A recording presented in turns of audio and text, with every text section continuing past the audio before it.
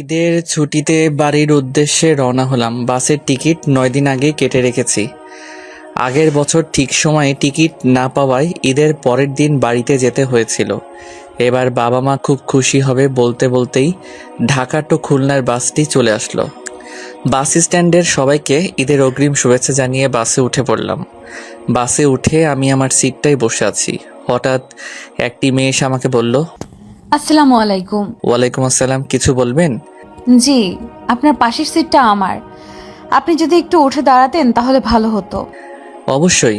আমি উঠে একটু সরে দাঁড়ালে মেয়েটি গিয়ে তার সিটে বসে পড়ল। তারপর আমি আমার সিটটায় বসে একটা দীর্ঘশ্বাস নিলাম। বাস চলতে শুরু করলো তার উক্ত গন্তব্যে নিজ গতিতে। তৎক্ষণাৎ আমার খেয়াল গেল আমার পাশের সিটে বসে থাকা সেই মেয়েটির উপর। মেয়েটির পা থেকে মাথা অবধি তাকিয়ে দেখি পুরো শরীরটা ঢোলাঢালা বোরকার আবরণে ঢাকা, হাতে পায়ে মোজা। দেখে বোঝা যাচ্ছে না মেয়েটি আসলে যুবতী নাকি বৃদ্ধা। তারপর ভাবলাম, তখন তো মেয়েটির কণ্ঠ শুনতেছিলাম, অল্প বয়সী যুবতীই হবে। বাস চলছে, জানালার কোণ ঘেঁষে দমকা বাতাস বয়ে যাচ্ছে। মেয়েটি তার নিকাবের উপরের পাটটি উঠিয়ে ফেলল। এখন তার চোখ দুটি খুব ভালোভাবেই দেখা যাচ্ছে। শ্যামলা বর্ণের বড় বড় হরিণী চোখ দুটি ঘন গাঢ় কাজলে খুব মায়াবতী দেখতে লাগছে। মেয়েটির চোখ দুটি থেকে আমি যেন চোখ সরাতেই পারছি না। জানালার ফাঁক দিয়ে সূর্যের আলো এসে মেয়েটির চোখ ছুঁয়ে আছে। সূর্যের এই আলোক রশ্মিতে যেন মেয়েটির চোখ দুটি আরো উজ্জ্বল দেখতে লাগছে। আমি মেয়েটির চোখের পানে এক অপলক দৃষ্টিতে চেয়ে আছি। মেয়েটি হয়তো বুঝতে পেরেছে আমার দিকে তাকাতেই আমি আমার চোখটা নিচে নামিয়ে নিলাম। আপনার নাম? আচ্ছা, আমি তো আপনার প্রতিবেশী যাত্রী। আপনি আমার সাথে কথা বলতে পারেন। কি হলো, আপনি কথা বলছেন না যে? বলছি কি, রাস্তাটা আমরা গল্প করে শেষ করতে পারি না? এবার এক প্রকার রেগে গিয়ে বললাম, আচ্ছা আপনি কি আমাকে পাত্তা দিচ্ছেন না? দেখুন, আমি অপ্রয়োজনে এই গায়রে মাহরাম পুরুষের সাথে কথা বলি না। এতে আপনার এবং আমার দুইজনের জন্যই ক্ষতি। মনে মনে বললাম, যাক, এতক্ষণে মেয়েটি তার মুখ ফুটে কথা বলল। জি, আপনার কথা আমি বুঝলাম না। না বোঝার তো কিছু নেই। আপনি মুসলমান তো? হ্যাঁ, কিন্তু আপনি বললেন না গায়রে মাহরাম পুরুষের সাথে অপ্রয়োজনে কথা বলেন না। না, যদি একটু বুঝিয়ে বলতেন। তাহলে শুনুন, মাহরাম কি, মাহরাম কারা, গায়রে মাহরাম কি ও কারা। মাহরাম কি? যে সকল পুরুষের সামনে নারীর দেখা দেওয়া, কথা বলা জায়েজ এবং যাদের সাথে বিবাহ বন্ধন সম্পূর্ণ হারাম, তাদেরকে শরীয়তের পরিভাষায় মাহরাম বলে। মাহরাম কারা? সূরা নূরের ৩১ নং আয়াতে আল্লাহ তাআলা নারীর মাহরাম নির্ধারিত করে দিয়েছেন। পূর্ণ আয়াতটি হলো, আর মুসলিম নারীদেরকে বলে দিন তারা যেন তাদের দৃষ্টিকে সংযত রাখে এবং তাদের লজ্জাস্থানের হেফাজত করে, আর যা সাধারণত প্রকাশ পায় তা ছাড়া তাদের সৌন্দর্য তারা প্রকাশ না করে। তারা যেন তাদের ওড়না দিয়ে বক্ষ দেশকে আবৃত করে রাখে, আর তারা যেন তাদের স্বামী, পিতা, শ্বশুর, নিজের ছেলে, স্বামীর ছেলে, ভাই, ভাইয়ের ছেলে, বোনের ছেলে, আপন নারীগণ, তাদের ডান হাত যার মালিক হয়েছে, অধীনস্থ যৌন কামনামুক্ত পুরুষ অথবা নারীদের গোপন অঙ্গ সম্পর্কে অজ্ঞ বালক ছাড়া কারোর সাথে নিজের সৌন্দর্য প্রকাশ না করে। আর তারা যেন নিজেদের গোপন সৌন্দর্য প্রকাশ করার জন্য সজোরে পদচারণ না করে। হে মুসলমানগণ, হে মুমিনগণ, তোমরা সকলেই আল্লাহর নিকট তওবা করো যাতে তোমরা সফল কাম হতে পারো। সূরা নূর। গায়রে মাহরাম কি? যে সকল পুরুষের সামনে যাওয়া নারীর জন্য শরীয়তে জায়েজ নয় এবং যাদের সাথে বিবাহ বন্ধন বৈধ, তাদেরকে গায়রে মাহরাম বলে। বস্তুত গায়রে মাহরামের সামনে একান্ত অপারক হয়ে যদি যাওয়াই লাগে, তবে নারী পূর্ণ পর্দা করে সামনে যাবে। গায়রে মাহরাম কারা? মাহরাম বাদে সমস্ত বিশ্বে, মহাবিশ্ব যত পুরুষ আছে সব গায়রে মাহরাম। নিজ পরিবারের চাচাতো, খালাতো, মামাতো, ফুপাতো সব ভাই, নিজ দুলা ভাই, দেবর, ভাসুর, আপন দাদা ও নানা শ্বশুরদের বাদে সমস্ত চাচা, মামু, খালু, ফুফা, শ্বশুর, নিজের খালু, ফুপা, এর সবাই গায়রে মাহরাম। তাদের সামনে নিজের সৌন্দর্য প্রকাশ করা আল্লাহর হুকুমে অবাধ্যতা করা। মাহরাম ছাড়া সকল পুরুষের সামনে পর্দা করতে হবে। ১. স্বামী। দেখা দেওয়া সৌন্দর্য প্রদর্শনের প্রেক্ষিতে মাহরাম। পিতা, দাদা, নানা ও তাদের ঊর্ধ্বনত পুরুষগণ। 3 শ্বশুর, আপন দাদা ও নানা শ্বশুর এবং তাদের ঊর্ধ্বনত পুরুষগণ। আপন ছেলে, ছেলের ছেলে, মেয়ের ছেলে ও তাদের ঔরসজাত পুত্র সন্তান ও আপন মেয়ের স্বামী, স্বামীর অন্য স্ত্রীর গর্ভজাত পুত্র। 6 আপন ভাই, সৎ ভাই। 7 ভাতিজা অর্থাৎ আপন ভাইয়ের ছেলে এবং সৎ ভাইয়ের ছেলে। 8 ভাগ্নে অর্থাৎ আপন বোনের ছেলে এবং সৎ বোনের ছেলে। 9 এমন বালক যার মাঝে মহিলাদের প্রতি কোনো আকর্ষণ নেই। সূরা নূর 31। 10 দুধ সম্পর্কীয় পিতা, দাদা, নানা, চাচা, মামা এবং তাদের ঊর্ধ্বতন পুরুষগণ। 11 দুধ ভাই, দুধ ভাইয়ের ছেলে, দুধ বোনের ছেলে এবং তাদের ঔরসজাত যে কোনো পুত্র সন্তান। 12 দুধ সম্পর্কীয় ছেলে, তার ছেলে, দুধ সম্পর্কীয় মেয়ের ছেলে এবং তাদের ঔরসজাত যে কোনো পুত্র সন্তান এবং দুধ সম্পর্কীয় মেয়ের স্বামী। বুখারী শরীফ হাদিস নং 5099, মুসলিম শরীফ হাদিস নং 1144। 13 আপন চাচা, সৎ চাচা। 14 আপন মামা, সৎ মামা, সূরা নিসা। 23 উপরোক্ত পুরুষ যাদের সাথে দেখা করতে বা দেখা দিতে পারবে, তাছাড়া সমস্ত পুরুষকে দেখা দেওয়া সম্পূর্ণ নাজায়েজ এবং হারাম, আর উপরোক্ত পুরুষের সাথে বিয়ে সম্পূর্ণ হারাম। বুঝলাম। তাহলে তো আমি আপনার কাছে গায়রে মাহরাম পুরুষ? জি। আচ্ছা, আমি যদি আপনাকে বিয়ে করি তখনও কি আমি আপনার কাছে গায়রে মাহরাম থাকবো? কি বলছেন কি আপনি? না, শুধু জিজ্ঞাসা করছি। দেখুন, আপনি এই ধরনের মজা না করলেই আমি খুশি হব। ঠিক আছে। 2 ঘন্টা পর নীরবতা ভেঙে মেয়েটিকে আমি বললাম, আচ্ছা আপনি যাচ্ছেন কোথায়? খুলনায়। সে তো আমিও যাচ্ছি, কিন্তু আপনি খুলনাতে কোথায় যাচ্ছেন? নামবেন কোথায়? আপনি যেখানে নামবেন আমিও সেইখানেই নামবো। আর যদি বলেন কোথায় যাচ্ছি তাহলে বলবো দৌলতপুর, ফুপ্পির বাড়িতে যাব। ও আচ্ছা, আমার বাসাও দৌলতপুর। তাহলে তো আপনি আমাদের এলাকাতেই যাচ্ছেন। আপনার বাসা বুঝি ঢাকাতে? জি। কতদিন বেড়াবেন ফুপির বাড়ি? জানি না। কেন? ঈদের সময় আসলেন, প্ল্যান করে আসেননি? না, পালিয়ে এসেছি। মানে পরশু বুধবার আমার বিয়ে। সেটা কেমন কথা? আপনার মতো একটা পর্দাশীল মেয়ে বিয়ে না করেই পালিয়ে এলেন? দেখুন, আমি কোনো পরকীয়া বা ভালোবাসার ফাঁদে পড়ে পালিয়ে আসিনি। আমি পালিয়ে এসেছি নিজের নিরাপত্তার জন্য। আমি কিছু বুঝলাম না আপনার কথা। মেয়েটি তার হাতের ব্যাগ থেকে একটা কাগজ বের করলো আর বলল, আমি তো আপনার এলাকাতেই যাচ্ছি, আমাকে শুধু আপনি এই ঠিকানাটা একটু পৌঁছে দিতে পারবেন? আসলে আমি খুলনা শহরে এর আগে কখনো আসিনি, তো যদি একটু উপকার করতেন তাহলে ভালো হতো। আমি মেয়েটির হাতের কাগজটা নিয়ে দেখে কিছুক্ষণ চুপ হয়ে রইলাম। তারপর বললাম, কার বাড়ির ঠিকানা এটা? আমার ফুপ্পির বাড়ির ঠিকানায়। না চাইলে বলবেন না, তবু আমি আপনাকে আপনার ফুপির বাড়িতে পৌঁছে দেব। এতটা রাস্তা আপনার সাথে চললাম, আমার তো এটুকু জানার রাইট আছে। আসলে আমি নিজের কথা বাইরের মানুষের সাথে শেয়ার করি না। আচ্ছা বাদ দিন, অন্য কথা বলি। অন্য কি কথা? এই যে আপনি পর্দা করেন, আজকের দিনে আপনার মতো বোরখাওয়ালি ঢাকা শহরে কিন্তু খুঁজে পাওয়া যায় না। সব মেয়েরা যদি আপনার মতো হতো তাহলে আজ স্কুল, কলেজ, ভার্সিটির মেয়েদের রাস্তার বখাটেদের কাছে উত্ত্যক্ত হতে হতো না। তার কারণ তাদের মধ্যে পর্দার বাস্তবিক জ্ঞান নেই। পর্দায় যে তাদের মর্যাদা বৃদ্ধি পায় সেটা তারা বোঝে না। এমন অনেক অহরহ খবর রেডিও, পত্রিকা, টেলিভিশনের পর্দায় খুঁজে পাবেন যেখানে অনেক যুবতী ও নাবালক শিশুকেও নির্যাতিত হতে হচ্ছে। পর্দার অভাবে ছাড় পাচ্ছে না রাস্তার বখাটেদের কাছেও উত্ত্যক্ত হওয়ার থেকে। আচ্ছা বুঝলাম, তবে একটা প্রশ্ন, পর্দা না করার জন্য তো রাস্তার বখাটেদের কাছে মেয়েদের উত্ত্যক্ত হতে হয়, তাহলে যারা পর্দা করে এবং শিশুরা, তারা কেন নির্যাতিত হয়? এর জন্য পুরুষদেরও পর্দা করতে বলা হয়েছে। বলেন কি, পুরুষরা বোরখা এসব পরবে নাকি? আসলে তা না। পুরুষদের পর্দা বলতে তারা দৃষ্টি সংযত রাখার কথা বলা হয়েছে। কোনো নারীর উপর আপনার দৃষ্টি পড়লে তার প্রতি বারবার দৃষ্টিপাত করতে পারবেন না, বরং নজর অতি সত্বর ফিরিয়ে নিন। কারণ আপনার জন্য প্রথমবার ক্ষমা, দ্বিতীয়বার নয়। আহমদ 1369। পুরুষরা যদি তাদের দৃষ্টি সংযত করত তাহলে এইভাবে আর পর্দাশীল নারী এবং শিশুদের নির্যাতিত হতে হতো না। বুঝলাম, পুরুষরা যদি পর্দাশীল নারীর উপর খারাপ দৃষ্টি দেয় তাহলে আর পর্দা করে লাভ কি? ওই যে বললেন না, তার জন্য পর্দা না করলে যে জাহান্নামে যেতে হবে। পর্দা না করার শাস্তি সম্পর্কিত হাদিস।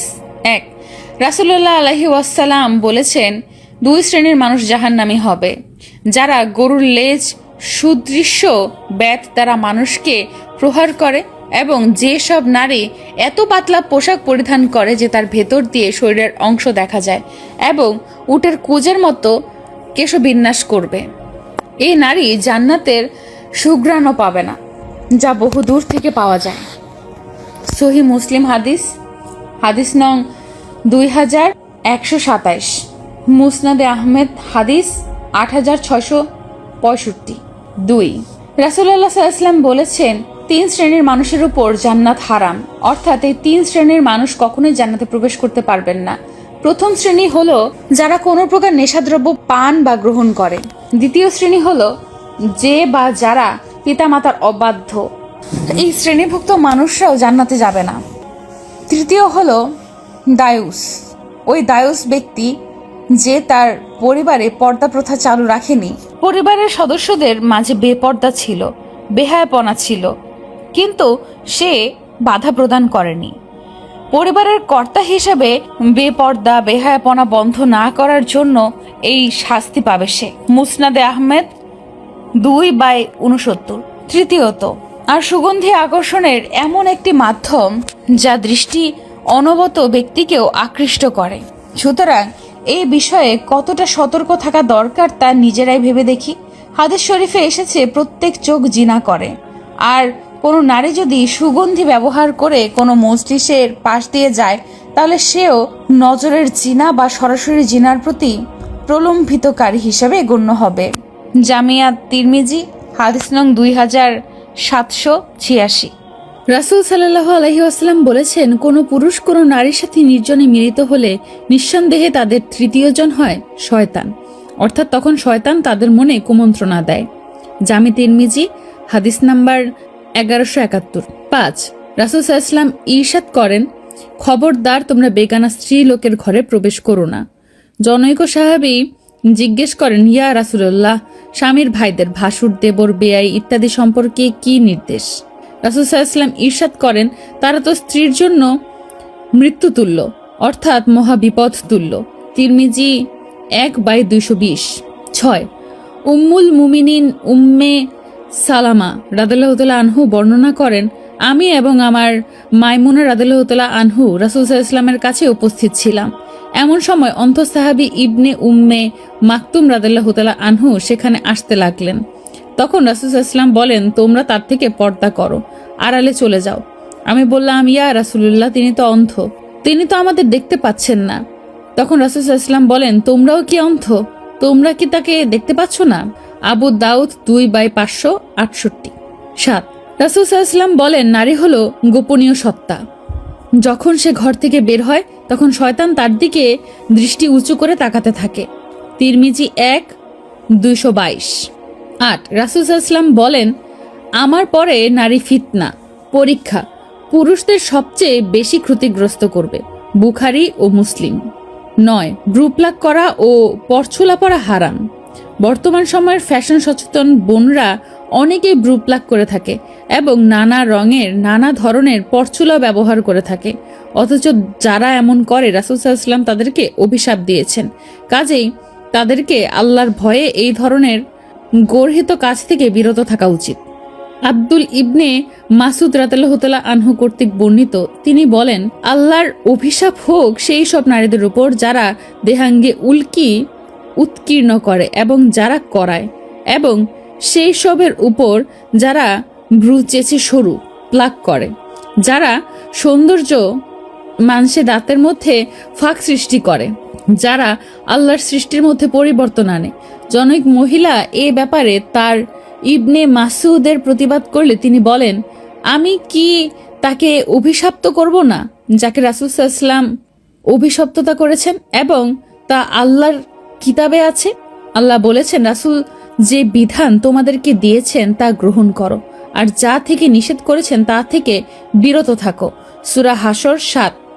ইবনে উমার রাদিয়াল্লাহু তাআলা আনহু থেকে বর্ণিত, রাসূল সাল্লাল্লাহু আলাইহি ওয়াসাল্লাম যে মহিলা পরচুলা লাগিয়ে দেয় এবং যে পরচুলা লাগাতে বলে, আর যে মহিলা অঙ্গ প্রত্যঙ্গে উল্কি উৎকীর্ণ করে ও উল্কি উৎকীর্ণ করতে বলে তাদেরকে অভিশাপ করেছেন। সহিহ বুখারীর 5507 থেকে 5224 নং হাদিস দেখুন। রাসূল সাল্লাল্লাহু আলাইহি ওয়াসাল্লাম বলেছেন, নারীরা হচ্ছে চাদর, এবং যদি সে গৃহের বাইরে যায় তবে শয়তান খুশি হয় তাকে বিভ্রান্ত করতে পারবে বলে। সে নারী আল্লাহর নৈকট্য লাভ করতে পারে না যতটা সে গৃহে থেকে করতে পারত। ইবনে হিব্বান ও ইবনে আবি খুজাইমা আলবানি এটাকে সহি বলেছেন, সিলসিলা আস সহিহা 2688। এবং তিনি রাসূল সাল্লাল্লাহু আলাইহি ওয়াসাল্লাম নারীদের মসজিদে সালাত আদায়ের ব্যাপারে উদ্বিগ্ন হয়ে বলেছিলেন, তাদের গৃহই তাদের জন্য উত্তম। আবু দাউদ 567। রাসূল সাল্লাল্লাহু আলাইহি ওয়াসাল্লাম বলেছেন, আমি পুরুষের জন্য নারীর চেয়ে বড় আর কোনো ফিতনা রেখে যাচ্ছি না। আর বনি ইসরায়েলের প্রথম ফিতনাই ছিল নারী সংক্রান্ত। সুতরাং লোকেদের উচিত তাদের পরিবারকে ফিতনা ও ফিতনার উপকরণ থেকে দূরে রাখা। ফাতেহায়ে আল মারাহ আল মুসলিমা 2/981। 12 আবু হুরায়রা রাদিয়াল্লাহু তাআলা আনহু হতে বর্ণিত, রাসূল সাল্লাল্লাহু আলাইহি ওয়াসাল্লাম বলেছেন, মহান আল্লাহ ও শেষ দিবসের প্রতি যে নারী ঈমান রাখে তার মাহরামের সঙ্গ ছাড়া একাকী এক দিন এক রাত দূরত্ব সফর করা বৈধ নয়। সহিহ বুখারী 1088, সহিহ মুসলিম 1339। সব বুঝলাম, কিন্তু এই যে আপনি মাহরামের সঙ্গ ছাড়া একাকী সফরে বের হয়েছেন, তাহলে তো এটাও বৈধ নয়। এটা তাহলে হারাম, যা ইসলাম আপনাকে অনুমতি দেয় না।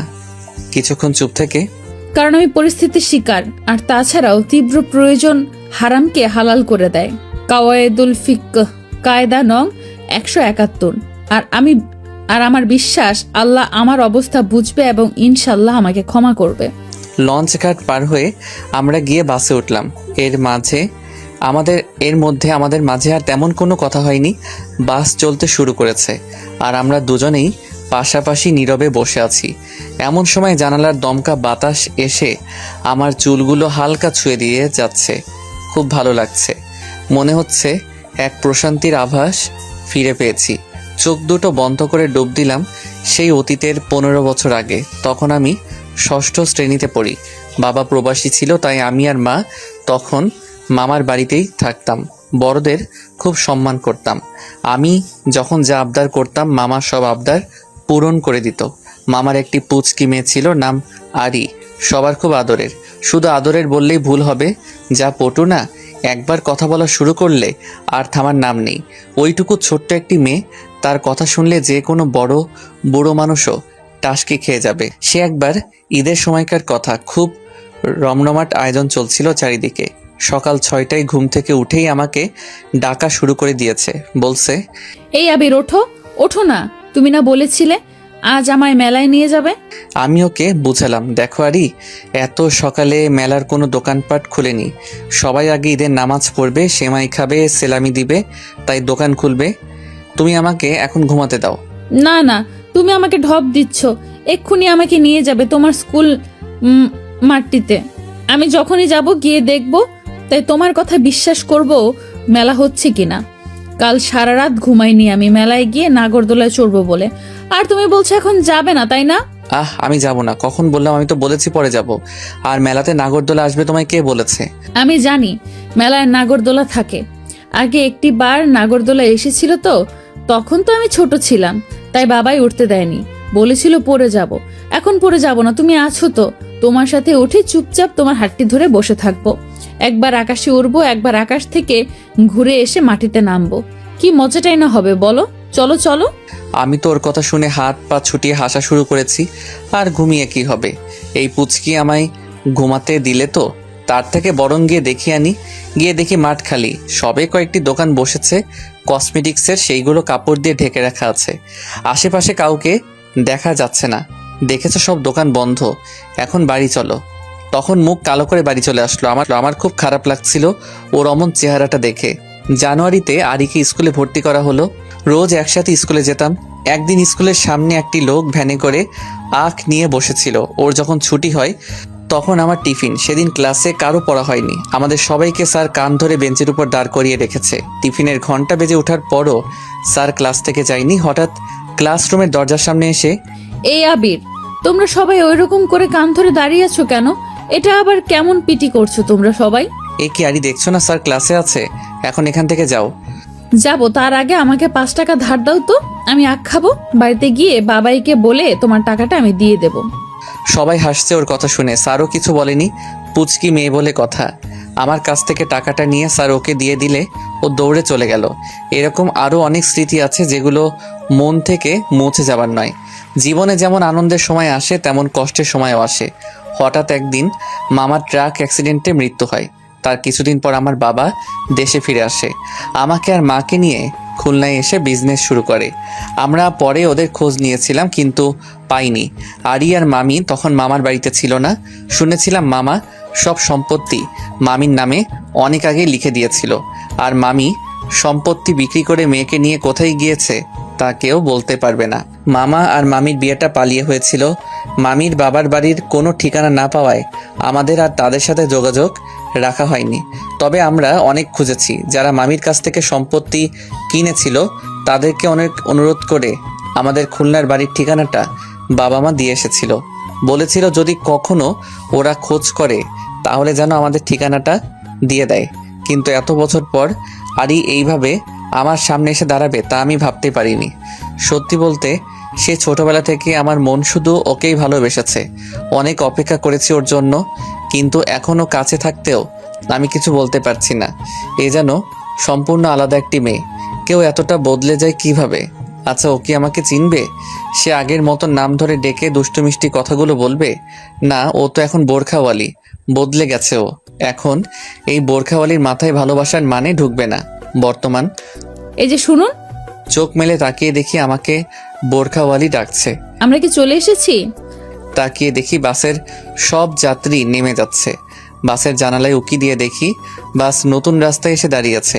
এখান থেকে বাস আর যাবে না। হ্যাঁ, আমরা এসে গেছি, নামুন। আপনি সরলে তো নামবো। ও হ্যাঁ, সরি। আমি সিট থেকে উঠে উপর থেকে ব্যাগগুলো নামালাম। তারপর বাস থেকে নেমে একটি রিক্সা ডাকলাম। যদিও রিক্সাতে বোরখাওয়ালি উঠতে চাইনি, বলেছিল ইজি বাইকে যাবে, কিন্তু আমি বোঝালাম এতগুলো ব্যাগ নিয়ে ইজি বাইকে গেলে মেইন রোডে গিয়ে নামিয়ে দেবে, তার থেকে বরং রিক্সাতে করে যাই। বাড়ির সামনে নামালে ব্যাগগুলো বয়ে নেওয়ার ধকল থাকবে না। পুরুষ মানুষের এতগুলো ব্যাগ লাগে? আরে, এতে কি শুধু আমার কাপড় নাকি? বাড়ির সকলের জন্য ঈদের কাপড়ও আছে। দুজনে একটা দোতলা বিল্ডিংয়ের সামনে এসে রিক্সা থেকে নামলাম। নিন, এসে গেছি আপনার ফুপির বাড়িতে। আপনাকে কি বলে যে ধন্যবাদ দেব জানি না, আর কোনো দিন দেখা হবে কিনা। তবে আল্লাহর যেন আপনার সাথে ভালো হয়। ভালো থাকবেন, আসি, আল্লাহ হাফেজ। পেছনের দিকে আর ঘুরে তাকালো না, সোজা হেঁটে গেটের কাছে গিয়ে কলিং বেল বাজালো। আমি আধা ঘন্টা পর বাড়িতে ঢুকলাম। গিয়ে দেখি বাড়ির মেইন দরজাটা খোলা, কোনো সারা শব্দ কিচ্ছু নেই। আমার পায়ের শব্দ পেয়ে কেউ একজন এগিয়ে আসলো। দেখি ছোট বোন রেখা। মায়ের রুমের দরজাটা হালকা করে ভিজিয়েই আমাকে দেখে দৌড়ে এসে আমার হাত থেকে ব্যাগগুলো কেড়ে নিয়ে, আমাদের জন্য কি কি এনেছিস রে ভাইয়া? এই তো তোদের জন্য ঈদের কাপড়। শর্ত। আমি ওর সাথে কথা বলছি আর এদিকে ওদিকে তাকিয়ে খুঁজছি বোরখাওয়ালি গেল কোথায়। কি রে ভাইয়া, অভাবে কাকে খুঁজছিস তুই? ওইভাবে গা ঝাড়া দিয়ে কেন কথা বলছিস? কই না তো, বাবা মাকে দেখছি না। বাবা মা কোথায় রে? বাবা এখনো বাড়িতে ফিরেনি, আর মা রুমে আছে, সাথে আরিয়া আপু। কি ভাবছিস আরিয়া আপুকে? আরে তুই বলতি না আশরাফ মামার একটা মেয়ে ছিল, সেই মেয়ে। চল দেখবি আয়। বলে আমার হাত ধরে টানতে টানতে মায়ের রুমে নিয়ে যায়। মা দেখো, আবির ভাইয়া এসেছে। গিয়ে দেখি বিছানায় মায়ের কোলে মাথা রেখে বোরখাওয়ালি শুয়ে আছে, আর মায়ের চোখে পানি। আমি যেতেই বোরখাওয়ালি উঠে বসে আমাকে দেখে অবাক। আপনি? মা রেখা দুজনেই প্রশ্ন করলো। কি হলো? রেখার মুখে ভাইয়া শব্দটা শুনে ও হয়তো বুঝে গেছে আমি আবির। এটা কি তোমার ছেলে ফুপি? হ্যাঁ, কেন? তোমার ছেলেটা খুব পচা ফুপ্পি। আজ সারাটা রাস্তা সেই ঢাকা থেকে খুলনা পর্যন্ত আমার সাথে আমার পাশের সিটে বসে একই বাসে করে এসেছে। আমি তোমাদের বাড়ির ঠিকানা দিয়েছিলাম, আমার নামও বলেছিলাম আমার ফুপ্পির বাড়িতে যাব, কিন্তু আমাকে একবারের জন্য নিজের পরিচয়টা দিল না। কেন এমন করলো? আমি তখন কি বলবো বুঝতে পারছিলাম না, তবুও নিঃসংকোচে বললাম, সরি আরি, আসলে আমি তোমাকে প্রথম দেখে চিনতে পারছিলাম না। পরে যখন চিনলাম তোমাকে, আমি তোমার সম্পর্কে জিজ্ঞাসা করেছিলাম, তুমি তো আমাকে কিছুই বলনি। পরিচয় না জেনে কিভাবে? আচ্ছা ঠিক আছে, সরি বলার কোনো দরকার নেই। বলেই রুম থেকে বেরিয়ে গেল। মেয়েটা এখনো সেই বোরখা পরেই আছে, চেঞ্জ করেনি। কি হলো মা, ও কি এই বোরখা পরেই সারা জীবন থাকবে নাকি? আরে কথা বলতে বলতে চেঞ্জ করার সময় পাইনি। এখানে আয়, আমার কাছে বস, তোর সাথে আমার কিছু কথা আছে। বসতে বসতে বললাম, কি কথা? পরশু তো তোর মেয়ে দেখতে যাওয়ার কথা, ভুলে গেলি? আমার মনে পড়লো, হ্যাঁ, বাবা মা তো আমাকে বলেছিল আমার জন্য মেয়ে পছন্দ করে রেখেছে, আর পরশুই তো দেখতে যাওয়ার কথা। কিন্তু আমি তো কখনো ভাবিনি এইভাবে আরির সাথে আমার আবার দেখা হয়ে যাবে। কি করব এখন আমি? কি রে, কি ভাবছিস? মা, অপরাধ নিও না, আমি এখন কোনো বিয়ে টিয়ে করতে পারবো না। কেন? বড় হয়েছিস, ভালো জব করছিস, তাহলে বিয়ে করতে অসুবিধা কোথায়? মা, আমাকে আর কিছুদিন সময় দাও, তারপর। দেখ, মেয়েটাকে দেখে আসতে তো সমস্যা নেই, প্রথমে তুই দেখ, তারপর না হয় পছন্দ হলে সেইভাবে পাকা কথাবার্তা বলে সময় নিয়ে পরে বিয়ে করিস। আমি হ্যাঁ না কিছুই বলিনি। মায়ের রুম থেকে বেরিয়ে এসে ড্রয়িং রুমে গিয়ে দেখি সোফায় বোরখাওয়ালি বসে আছে। আমি গিয়ে পাশে বসলাম। কি হলো, এখনো আপনি এই বোরখা পরেই থাকবেন নাকি? মানে? চেঞ্জ করবেন না? বাসার মধ্যেও বোরকা পরে থাকবেন? সেই তো তুমি করে কথা বলছিলে, এখন আবার আপনিতে ফিরে আসলে যে? এখানে তো আপনার মাহারাম নেই, তাই একান্তে কথা বলতে গিয়ে খারাপ কিছু যেন না ঘটে, তাই আর কি। আসলে আমি আসার সময় পরনে কোনো পোশাক সাথে করে আনি নাই, শুধু টাকা আর এই ঠিকানাটাই ছিল। কথাটা শুনে আমি একটু থমকে গেলাম। আচ্ছা আরি, মামি কেমন আছে? আর কি এমন হয়েছিল যার জন্য এইভাবে পালিয়ে আসতে হলো? আসলে সেদিন আপনারা খুলনায় চলে আসার পর কিছু লোক এসে বলেছিল বাবাই তাদের কাছ থেকে অনেক টাকা ধার নিয়েছে, সুদ সমেত 15 লক্ষ টাকার মতো দাঁড়ায়। মা সেই সময় কোনো উপায় না খুঁজে পেয়ে সবকিছু বিক্রি করে তাদের সব পাওনা মিটিয়ে আমাকে নিয়ে খালার বাসায় যায়। খালা মাকে একটা চাকরি জোগাড় করে দেয়, আর সেইখানে মা চাকরি করে আমাকে নিয়ে খালার সংসারেই ভালোভাবে এত বছর ছিল। 2 বছর আগে মা ইন্তেকাল করেন।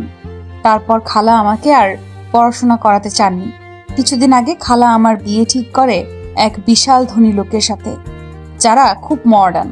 খালা বলে দিয়েছে বিয়ে করলে ওই পরিবারেই করতে হবে। খালা বলেছিল ওই পরিবারে বিয়ে হলে আমি নাকি জীবনটা আরাম আয়েশে কাটাতে পারবো। কিন্তু যখন শুনলাম বিয়ে, গায়ে হলুদ, বউ ভাতের দিন আমাকে সংসেজে স্টেজে বসে থাকতে হবে, আর শহর ভর্তি হাজার হাজার নিমন্ত্রণ পরপুরুষের চোখে পড়বে আমার দিকে, তখন আমার মনে হলো এই বিয়েটা করা আমার পক্ষে সম্ভব না। আমি জাহান্নামে যেতে চাই না। আমি চাই না এমন আরাম আয়েশ, চাই না এমন ধনী বর। আমার তো একজন দিনদার স্বামী চাই, যে আল্লাহর ভয়ে আমাকে ভালোবাসবে, আমাকে নিয়ে জান্নাতে যাওয়ার স্বপ্ন দেখবে। ওইখানে বিয়ে হলে আমি আল্লাহর পথে ঠিকভাবে চলতে পারতাম না। আমি আল্লাহকে খুব ভয় পাই। আমার যে যাওয়ার কোনো জায়গা নেই, আপন বলতেও তো আমার আর কেউ ছিল না দুনিয়াতে। 2 দিন আগে আমার পুরনো বাড়িটাতে ঘুরতে গিয়েছিলাম, যেখানে আমার বাবাই আর মায়ের স্মৃতি মিশে আছে আমার ছোটবেলার সেই সুন্দর দিনগুলো মিশে। ওইখানে গিয়ে কথায় কথায় এক বৃদ্ধা মহিলা আমাকে আপনাদের বাড়ির ঠিকানাটা দেয়। তারপর আর কিছু না ভেবে পেয়ে কিছু টাকা আর এই ঠিকানাটা নিয়ে এখানে পালিয়ে চলে আসি। আমি জানি না আমার এইভাবে পালিয়ে আসা ঠিক হয়েছে কিনা। আমি এটাও জানি না এখন আমার কি করা উচিত। তবে এতটুকু জানি, আমি যা করেছি আল্লাহ সেটা বুঝবে। ওর কথাগুলো শুনে আমি খুব চিন্তায় পড়ে গেলাম। ভাবলাম যে রকম জীবনসঙ্গীও চাই, আমি তো তার কিছুই না। ঠিক মতো 5 ওয়াক্ত নামাজটাই আদায় করা হয় না।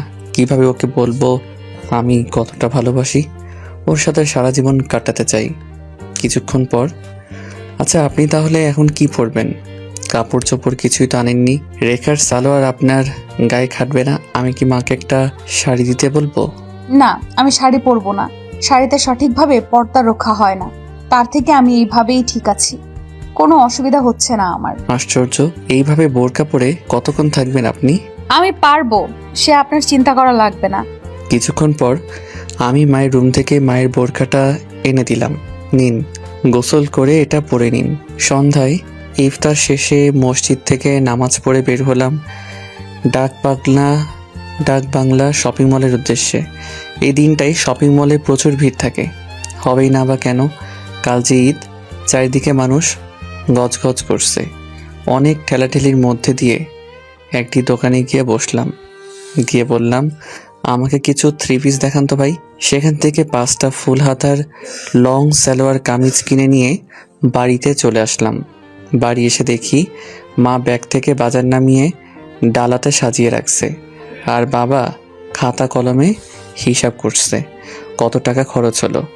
রেখার ঘরে গিয়ে দেখি পাশের বাসার ভাবিরা হাতে মেহেন্দি দিচ্ছে, আর বোরখাওয়ালি মেহেন্দি ডিজাইনের বইটা নিয়ে নাড়াচাড়া করছে। আমি গিয়ে শপিংয়ের ব্যাগগুলো রেখার সামনে রেখে বললাম, তোর আরিয়া আপুকে নিয়ে দর্জির কাছে মাপ দিয়ে আসিস। কতদিন এইভাবে বোরকা পরে থাকবে? সময়টা রাত 11টার কাছাকাছি। খাওয়া দাওয়া শেষে ছাদে এসে দাঁড়িয়ে ওই বিশাল আকাশটাকে দেখছি। আকাশের ছোট্ট নবচাঁদটা বড়ই সুন্দর লাগছে দেখতে।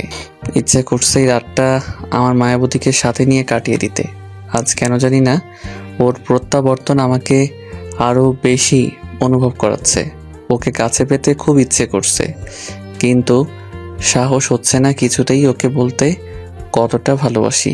ও যদি না বলে দেয়। হঠাৎ পিছন থেকে কারো হাতের নরম স্পর্শ অনুভব করলাম আমার কাঁধে। ঘুরে তাকিয়ে দেখি আরি। আমার মনে আর কোনো বাদ মানছে না। এতক্ষণ তো আমি ওকে নিয়েই ভাবছিলাম।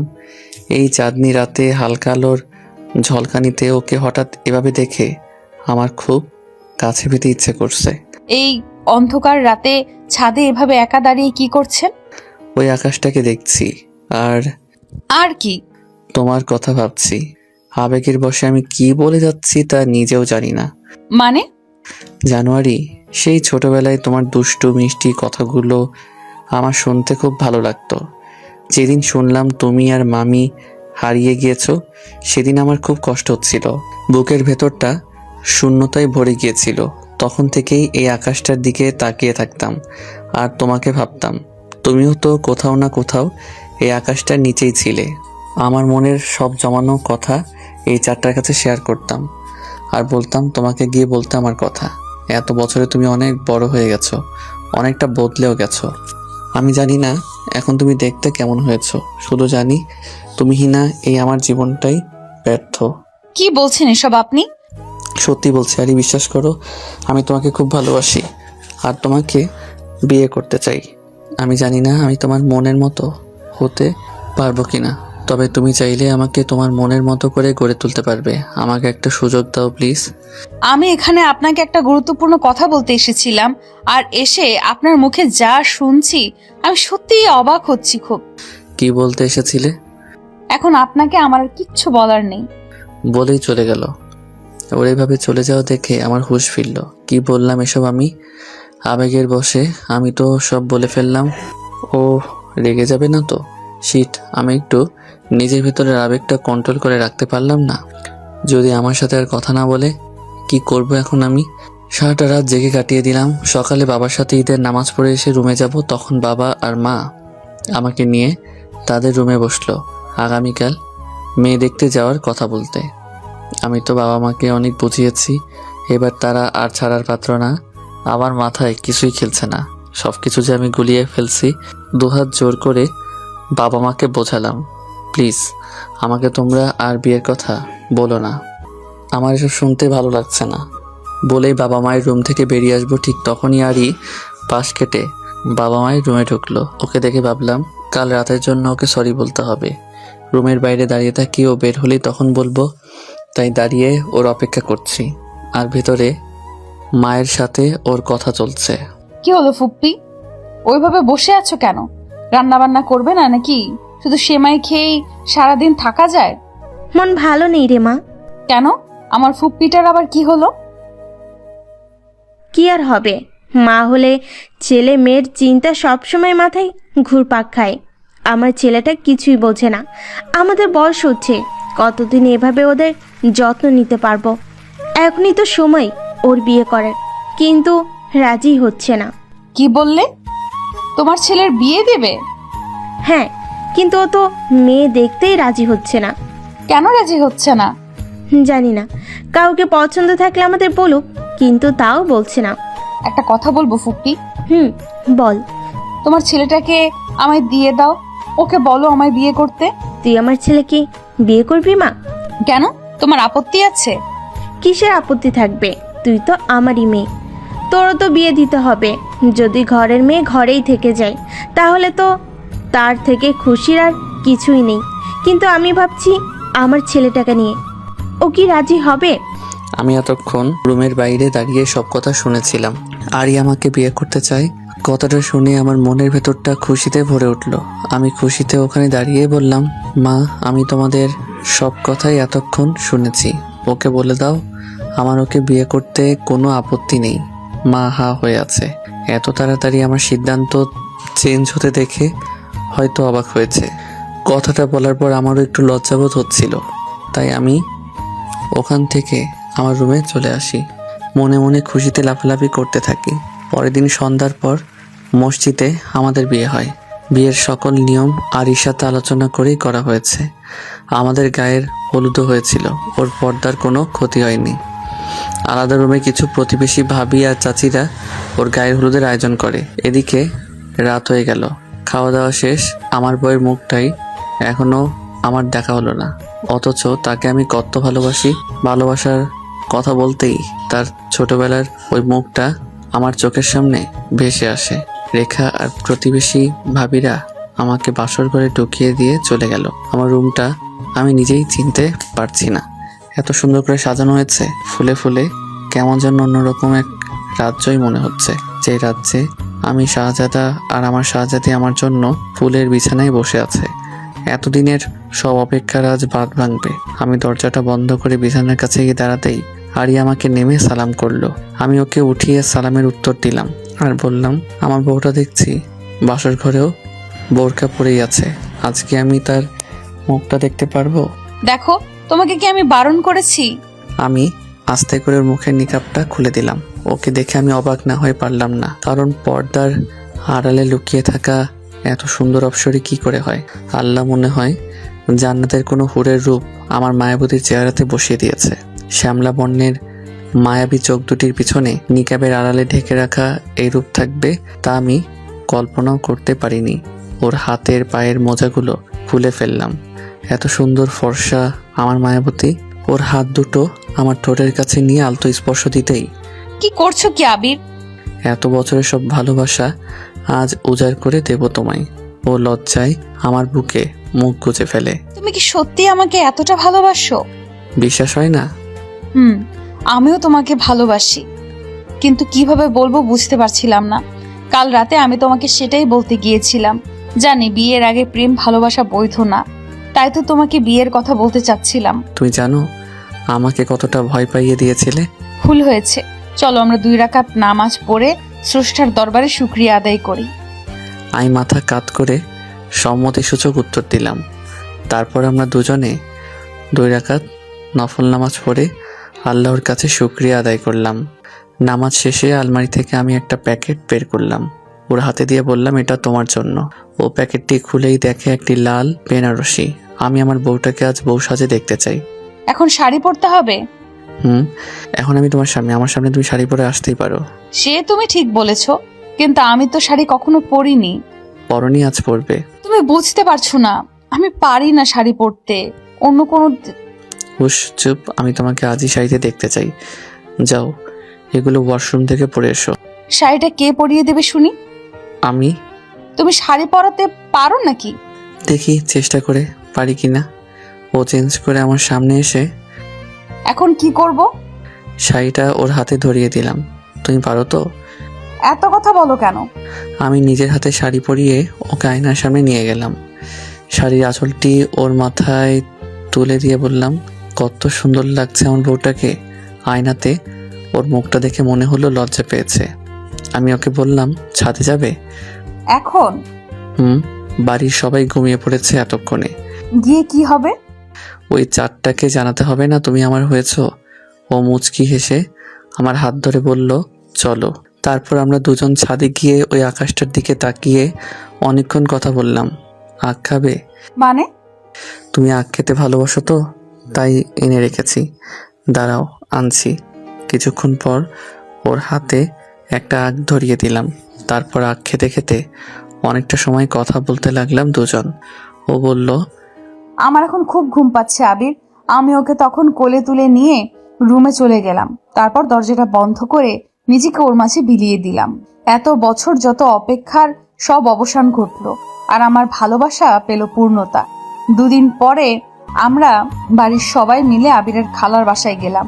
ওর খালা প্রথমে একটু রেগেছিল, ওর ওভাবে পালিয়ে যাওয়ার ওনাকে অনেক অনেক অপদস্থ হতে হয়েছিল পাড়া প্রতিবেশীদের কাছ থেকে। কিন্তু বাবা মা অনেক বোঝানোর পর উনি আমাদের মেনে নিয়েছে, আর বিবাহিত জীবনের জন্য অনেক দোয়াও করেছে।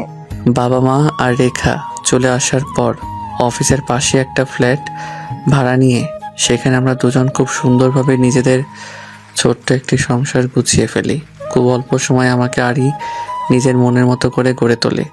ওর সাথে থাকতে থাকতে 5 ওয়াক্ত নামাজ পড়তেও অভ্যস্ত হয়ে গেছি। কোনো ওয়াক্ত নামাজ মিস হলে কাজা না পড়া অবধি বউ আমায় খেতে দেয় না। আমাকে বলে দাড়ি রাখলে নাকি আমাকে দেখতে খুব সুন্দর লাগবে। কি আর করার, বউকে খুশি করতে আমি দাড়ি রাখতেও শুরু করলাম। বিয়ের 6 মাস পর একদিন আমি অফিসে থাকা অবস্থায় ফোন দিয়ে খুশির সংবাদ দেই আমি বাবা হতে চলেছি। আমার ইচ্ছা হচ্ছিল তখনই আমার বউটার কাছে ছুটেই চলে যাই। রাতে বাড়ি ফিরে ওকে কোলে তুলে ছাদে নিয়ে যাই, আর সেখানেই বাবুটা আসার পর কি করব দুজন আলোচনা করতে করতেই রাতটা কাটিয়ে দিই। মাকে খুশির সংবাদটা দিলাম, মাও খুশিতে আর থাকতে পারলো না। 2 দিন পরই মা এসে আরিকে খুলনায় নিয়ে যায়। এই সময় তো মেয়েদের অনেক যত্নের প্রয়োজন। আমি থাকি সারাদিন অফিসে, ওর যত্ন ঠিকমতো নিতে পারবো না। তবে দিনের মধ্যে 7-8 বার সময় করে ফোনে খোঁজ নেই। রাতে কথা বলতে বলতে ঘুমিয়ে পড়ি, আর ঘুম ভাঙে ফজরের সময় ওর ফোনে রিংটনের শব্দে।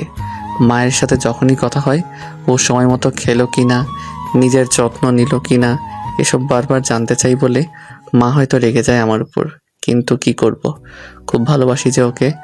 আজ আমার বিয়ের 1 বছর 5 মাস পূর্ণ হলো, আর আজ আমার একটা ছোট্ট ফুটফুটে মেয়ে হয়েছে।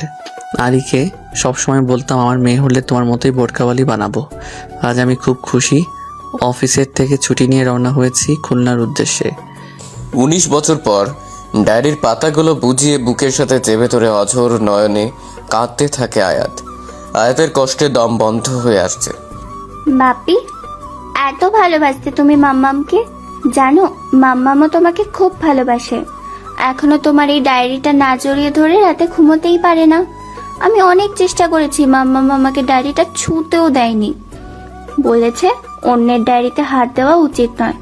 আজ মাম্মামকে লুকিয়ে পড়েছি, তার জন্য তবা। তুমি সত্যিই খুব ভালো বাপি। আজ মনে হচ্ছে এই ডায়েরির প্রতিটা পাতার ভাজে ভাজে আমার বাপি মিশে আছে। জানো বাপি, যখন আমি প্রাইমারিতে পড়তাম তখন স্কুল ছুটি হলে সবার বাবা তাদের নিতে আসতো, আর আমার তখন তোমাকে খুব মনে পড়তো। হাই স্কুলে প্যারেন্টস ডেতে বাবা মাকে নিয়ে টিচার্সরা মিটিং করতো, সবাই তাদের বাবা মাকে সাথে করে আনতো। আমার ওদেরকে বাবার আদর খেতে দেখে তখন খুব মন খারাপ হতো। আজ আমি কলেজ পেরিয়ে ভার্সিটিতে উঠেছি, অনেক বড় হয়ে গেছি, তবুও মাম্মাম বলে আমি নাকি এখনো শিশু।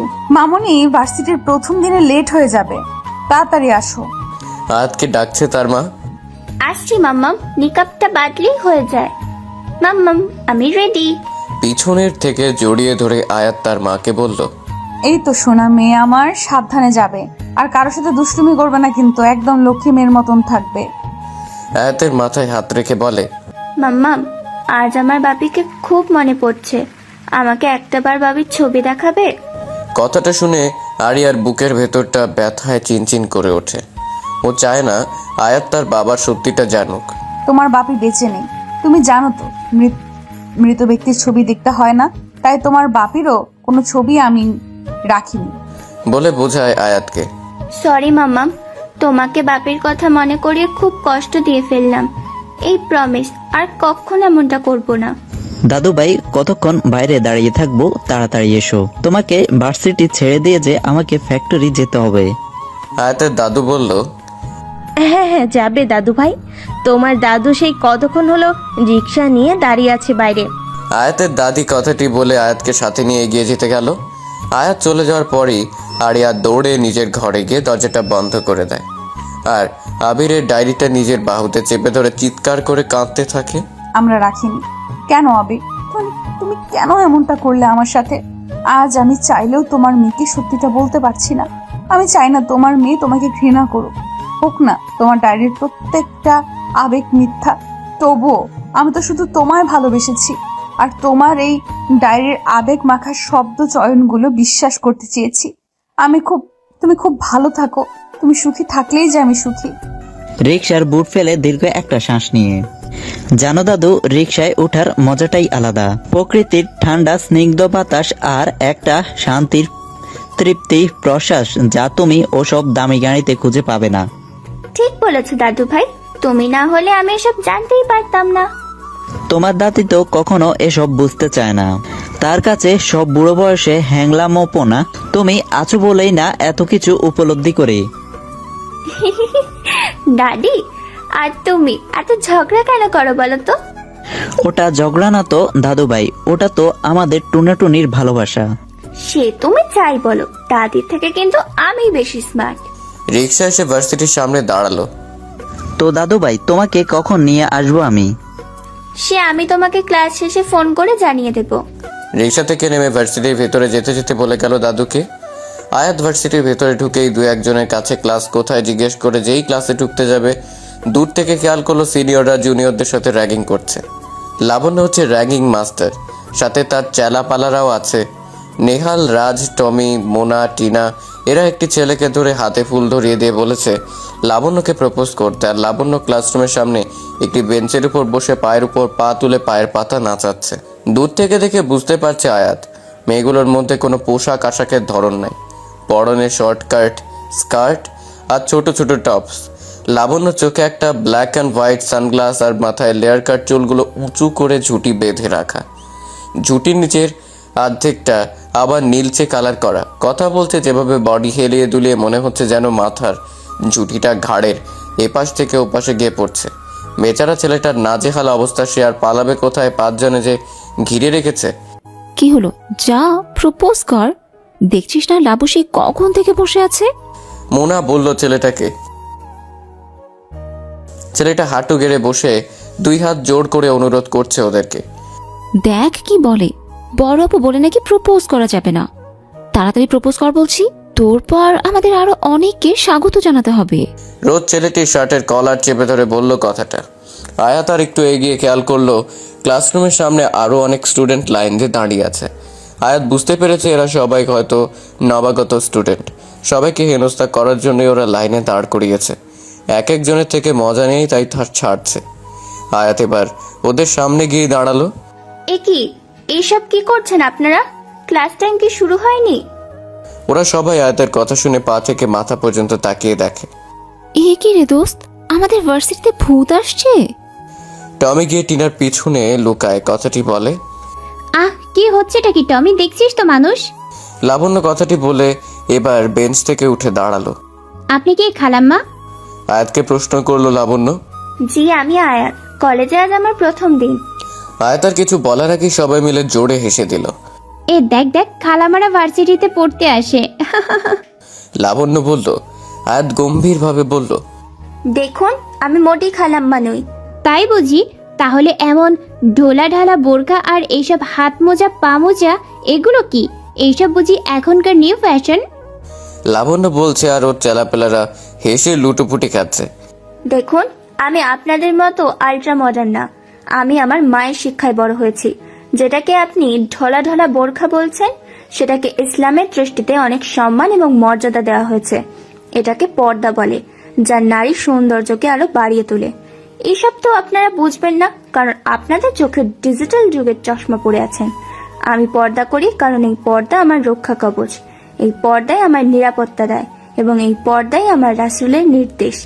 আমি আমার রাসূলের নির্দেশ অমান্য করে জাহান্নামে যেতে চাই না। একদমই বলে কথাগুলো আয়াত। তাই বুঝি? আবারও হেসে দেয় সবাই। অনেক কথা জানো তুমি? তারপর সেই ছেলেটার দিকে ঘুরে তাকিয়ে লাবণ্য আবার বলে, তো কি যেন বলছিল ছেলেটা?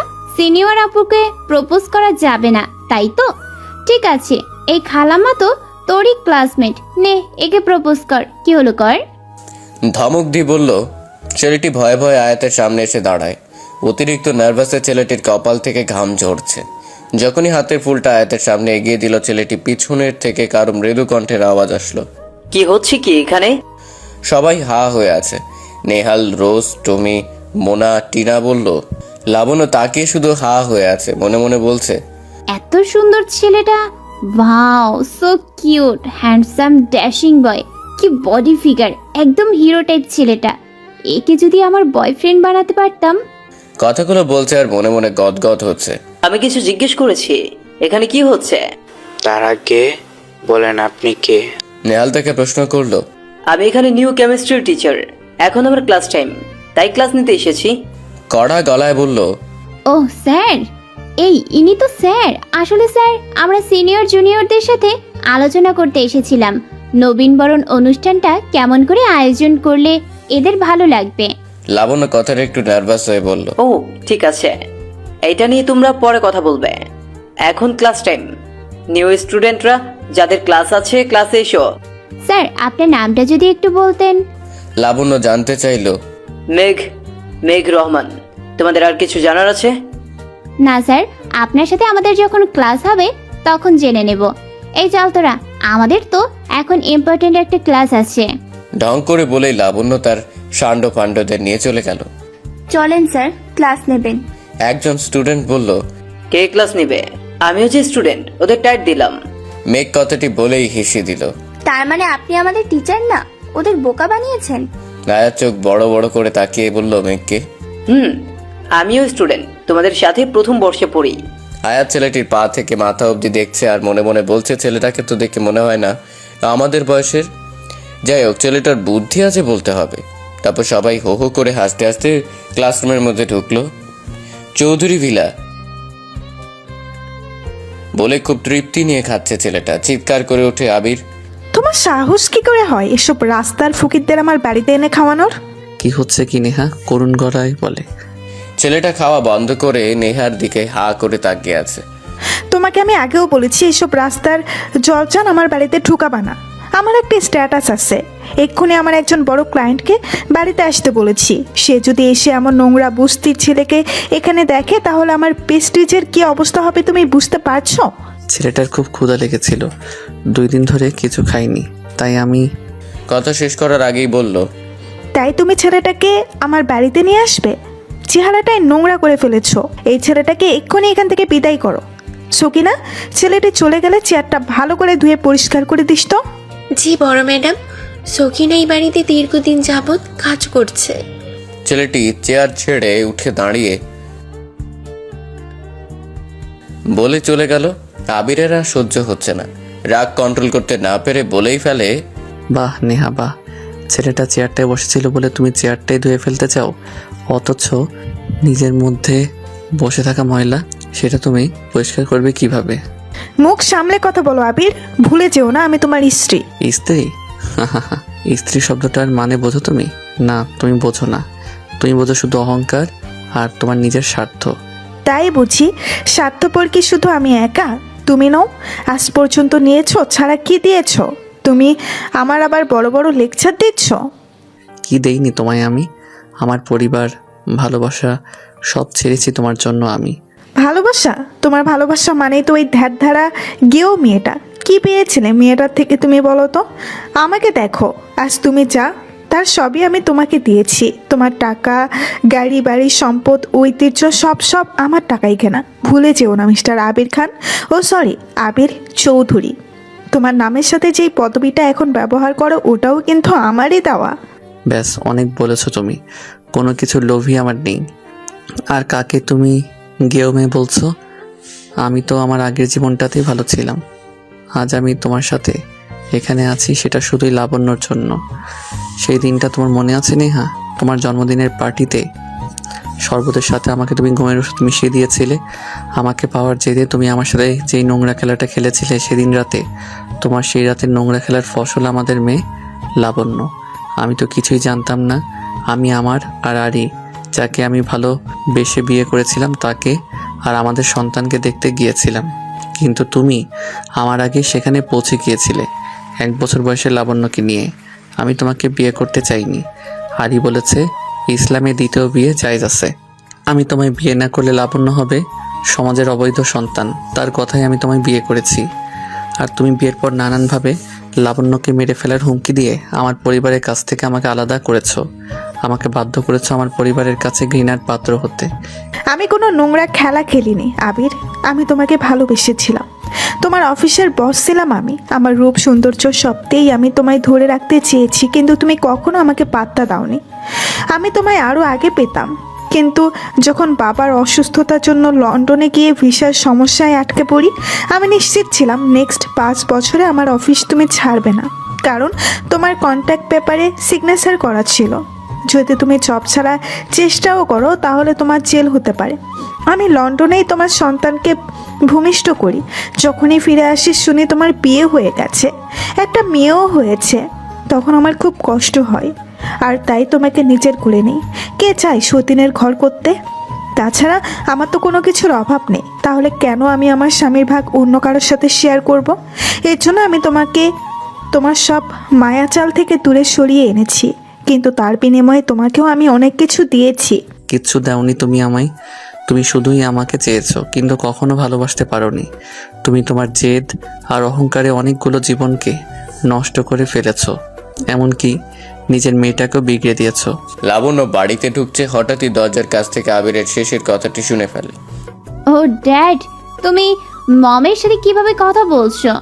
চিৎকার দিয়ে বলে, দেখ না লাবু, তখন থেকে তোর ড্যাড আমার সাথে কি খারাপ ব্যবহারটাই না করছে, বলছে আমি নাকি তোকে বিগড়ে দিয়েছি। কাঁদো কাঁদো কণ্ঠে বলছে নেহা। তোমার এসব নাটক বন্ধ করো নেহা, এই নাটকগুলো করেই তুমি আমার চোখে এত নিচে নেমে যাচ্ছ। দেখো ড্যাড, আমার মমের সাথে তুমি এমনভাবে কথা বলতে পারো না। আর মম, আমার 2 লক্ষ টাকা লাগবে, দাও তো। এত টাকা দিয়ে তুমি কি করবে লাবণ্য? কালই তো তোমার মায়ের থেকে 4 লাখ নিলে, তাই? আবির কথাটা বলে রাগের দৃষ্টিতে তাকালো লাবণ্যর দিকে। তুমি চুপ করো, আমার টাকা আমার মেয়ে যেভাবে ইচ্ছে হয় খরচ করবে, যত লাগবে তত নেবে, আমার যা আছে সবই তো ওর। লাবণ্যর মাথায় হাত বুলিয়ে বলছে নেহা। বলে এই বয়সে এত টাকা উড়াবে? কখনো জিজ্ঞাসা করেছো তোমার মেয়ে করে কি এত টাকা নিয়ে? না, আমার জানার কোনো প্রয়োজন নেই। আর একটা কথা তুমি শুনে রাখো, আমার মেয়ের ব্যাপারে নাক গলাতে আসবে না। আবিরের মুখের সামনে আঙ্গুল তুলে নেহা কথাটা বলে। আবির নেহার আঙ্গুলটা নামিয়ে দিয়ে, একদিন বুঝবে তুমি নেহা, তুমি কত বড় ভুল করছো, কিন্তু সেদিন খুব দেরি করে ফেলবে। আর তুমি যদি ভেবে থাকো মেয়েকে দিয়ে আমাকে দুর্বল করতে পেরেছো, তাহলে সেটা ভুল ভাবছো। কারণ তুমি এটা বোঝো না, মেয়েটা তোমার সেই চেষ্টাকে কাজে লাগিয়ে নিজের স্বার্থ পূরণ করে। হাজার হোক তোমারই তো মেয়ে, হয়েছেও তোমার মতন, বলেই চলে যায় ওখান থেকে। ওদিকে আয়াত তার দাদুর সাথে ভার্সিটি থেকে বাড়ি ফিরেছে। মাম্মাম, কোথায় তুমি? খুব ক্ষুধা লাগছে, তাড়াতাড়ি এসো না, কিছু খেতে দাও।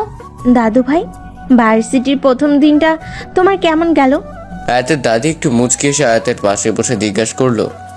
আর বলো না দাদি, আসলে আজ আয়াত আজকে সব ঘটনা খুলে বলল তার দাদিকে। কি বলছো কি দাদু ভাই?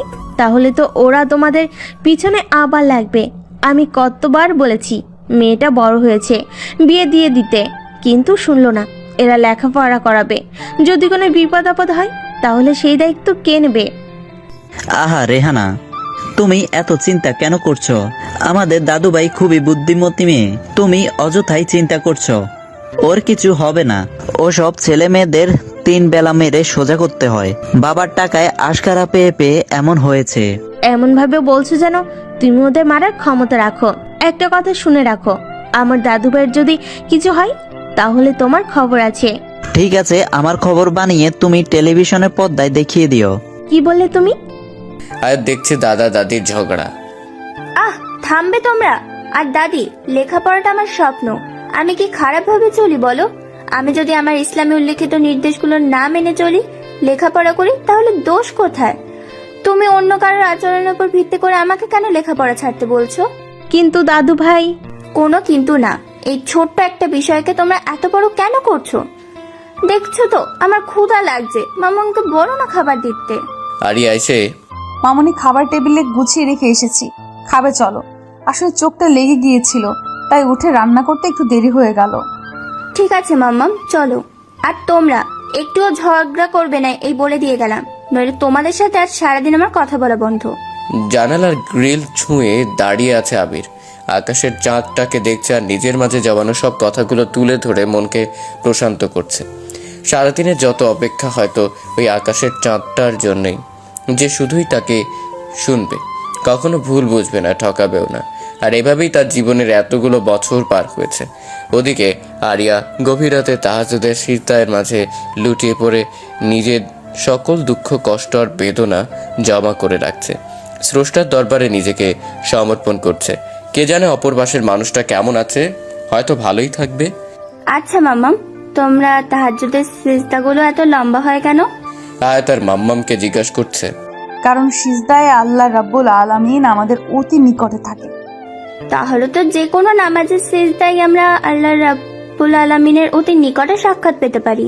হ্যাঁ মামুনি, তবে তাহাজ্জুদের নামাজের ফজিলত অত্যন্ত বেশি। যারা তাদের রবের জন্য সিজদারত ও দণ্ডায়মান হয়ে রাত্রি যাপন করে, অর্থাৎ তাহাজ্জুদের নামাজ আদায় করে তাদের অবিচ্ছিন্ন আকাঙ্ক্ষাকে এই ইবাদতের ওসিলায় মাহকাম মাহবুদের পৌঁছে দেয়। তাহলে তো আমরা যা কিছু ইচ্ছা নির্দ্বিধায় নামাজে চাইতে পারবো রবের নিকটে। হ্যাঁ পারবে, তবে সেটা তোমার জন্য হালাল আর বৈধ হতে হবে। কথা বলতে বলতে ফজরের আজান দিয়ে দিল। দুজনের নামাজ পড়া শেষ। আয়াত এখন কোরআন তেলাওয়াত করছে। আরিয়া আয়াতের পাশে বসে মেয়ের কোরআন তেলাওয়াত শুনছে আর সকালে রুটি বেলছে। চৌধুরী ভিলায় ঘড়ির কাঁটায় সকাল 6টা। লাবণ্য লাউডস্পিকারে মিউজিক ছেড়ে দিয়ে রেডি হয়ে ডিজে গান ড্যান্স করতে করতে মায়ের রুমে আসে। কারণ প্রতিদিন সকালে নেহা আর লাবণ্য মর্নিং ওয়াকে যায়। ওহ মম, এখনো ঘুমাচ্ছ তুমি? এই দেখো আমি রেডি, তাড়াতাড়ি ওঠো, শরীরকে ফিট রাখতে হবে না? নেহা ঘুম ঘুম চোখে উঠে বসে ব্যাটারিটা হাতে নিয়ে চায়ের কাপে চুমুক দিল। ওহ লাবু, মাই বেবি, আর একটু অপেক্ষা করো, আমি রেডি হয়ে আসছি বলে চায়ের কাপটা রেখে ওয়াশরুমে ঢুকে পড়লো। কিছুক্ষণ পর নেহা আর লাবণ্য যখন বাড়ি থেকে বের হবে, তখন আবির ফজরের নামাজ পড়ে তাসবিহ হাতে বাড়িতে ঢুকছে। এত সকালে যখন মা মেয়ে ঘুম থেকে উঠেই পড়েছো, তখন ফজরের নামাজটা পড়ে নিলে কি হয়? নেহার কানে হেডফোন থাকায় আবিরের কথাটা শুনতে পায়নি, নইয়ে কুরুক্ষেত্র লেগে যেত। লাবণ্য শুনতে পেয়ে পিছনে ঘুরে তাকিয়ে আবিরের সামনে এসে বলল, ওহো ড্যাড, তুমি যেটা করছো করো না, আমাদের ব্যাপারে কেন নাক গলাতে আসো? তুমি তোমার নামাজ নিয়ে জান্নাতে যাও কেমন, আর আমরা আমাদেরটা বুঝবো। আবির কিছু বলতে যাবে তার আগেই লাবণ্য চলে যায়। আবির ভাবে তার কি আর কিচ্ছু করার নেই। অসহায় হয়ে পকেট থেকে সেলফোনটা বের করে মেঘকে ফোন দেয়। আসসালামু আলাইকুম আঙ্কেল। ওয়ালাইকুম আসসালাম। মেঘ, তোমাকে আমি যেটা বলেছিলাম সেটা মনে আছে তো? হ্যাঁ আঙ্কেল, আপনি নিশ্চিত থাকুন, আপনার বাঁকা মেয়েকে কিভাবে সোজা করতে হয় সেটা আমার উপর ছেড়ে দিন। আপনি আমার বাবার বেস্ট ফ্রেন্ড। বাবা মৃত্যুর আগে মাকে বলে গিয়েছিল আপনার মেয়ের সাথে আমার বিয়ে দিবে।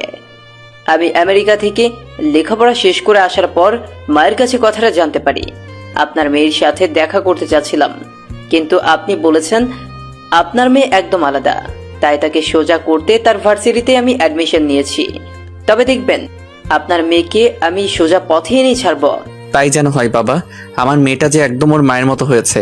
আল্লাহ যেন তোমায় ওকে সোজা পথে আনার কাজে সহায়তা করে। আচ্ছা আঙ্কেল, আমার এখন একটা মিটিংয়ে যেতে হবে। সারাদিন ভার্সিটিতে থাকবো, তাই অফিসে যেতে পারবো না।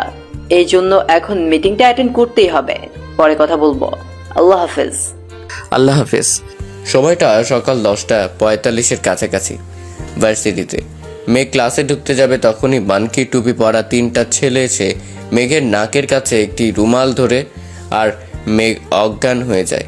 তারপর মেঘের হাত পা বেঁধে কালো কাপড় দিয়ে মুখটা ঢেকে দেয়। ছেলেটা 3টা মেঘকে একটা ফাঁকা রুমের দিকে নিয়ে যাচ্ছে। আয়া দূর থেকে ব্যাপারটা দেখে এগিয়ে আসে বিষয়টা কি বুঝতে।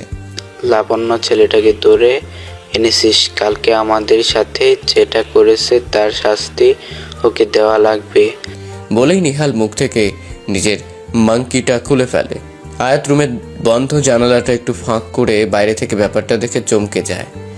বল, লাবুয়ের সাথে কি করতে চাস তুই? বলে এবার তুমি মানকি খেলে। আয়াত ব্যাপারটা দেখছে কিন্তু বুঝতে পারছে না কালো কাপড়ে মোড়ানো মুখের ছেলেটাকে, যাকে এরা এভাবে ধরে এনেছে। আরে কি আর করবি, ওর মুখে কালি মাখিয়ে পুরো ভার্সিটি আজ ঘুরাবি লাবু। এতে এন্টারটেইনমেন্ট হবে আর সব স্টুডেন্টরা ফ্রিতে ভর্তিও নিতে পারবে। ঠিক বলছি না লাবু? বলেই রোজ নিজের মুখ থেকে মানকিটা খুলে ফেলে। সেটা প্রজেক্টটা ফিল্ম নয় যে তোকে এসব ফালতু আইডিয়া চলবে, এতে প্রিন্সিপাল জানবে, আমাদের ক্ষতি হবে। ভালো কিছু ভাব, কি করা যায় ছেলেটাকে নিয়ে। নেহাল রোজকে বলল। লাবণ্য এতক্ষণ এদের কথাগুলো শুনছিল বেঞ্চের উপর বসে, এবার মুখ খুলল। দেখ তোরা এই ছেলেটাকে ছেড়ে দে, এত কিউট আর হ্যান্ডসাম ছেলেটাকে খারাপ লাগছে শাস্তি দিতে। তোর মাথা ঠিক আছে লাবণ্য? কি সব যাতা বলতেছিস? কত কষ্টে ছেলেটাকে সবার চোখে এড়িয়ে এখানে এনেছি জানিস? নেহাল লাবণ্যকে কথাটা বলে উল্টো দিক ঘুরে তাকালো। নেহাল ঘুরে তাকাতেই জানালার কাছ থেকে আয়াত সরে যেতে চাইলো, আর জানালাটা দপ করে শব্দ হয়ে উঠল। মোনা আর টিনা শব্দটা শুনে দৌড়ে যায়, ততক্ষণে আয়াত ওখান থেকে পালায়। আরে কেউ নেই এখানে, হয়তো বাতাসে শব্দ বন্ধ হয়ে গেছে জানালাটা। লাবণ্য বলতে শুরু করে। দেখ নিহাল, আজ সকালে আমি একে একটা গাড়ি থেকে নামতে দেখেছি। পরনে স্যুট, বুট আর টাই, চোখে ব্ল্যাক সানগ্লাস। কতটা হ্যান্ডসাম আর কিউট লাগছিল, তোকে বলে বোঝাতে পারবো না। সাথে দুজন বডিগার্ডও ছিল।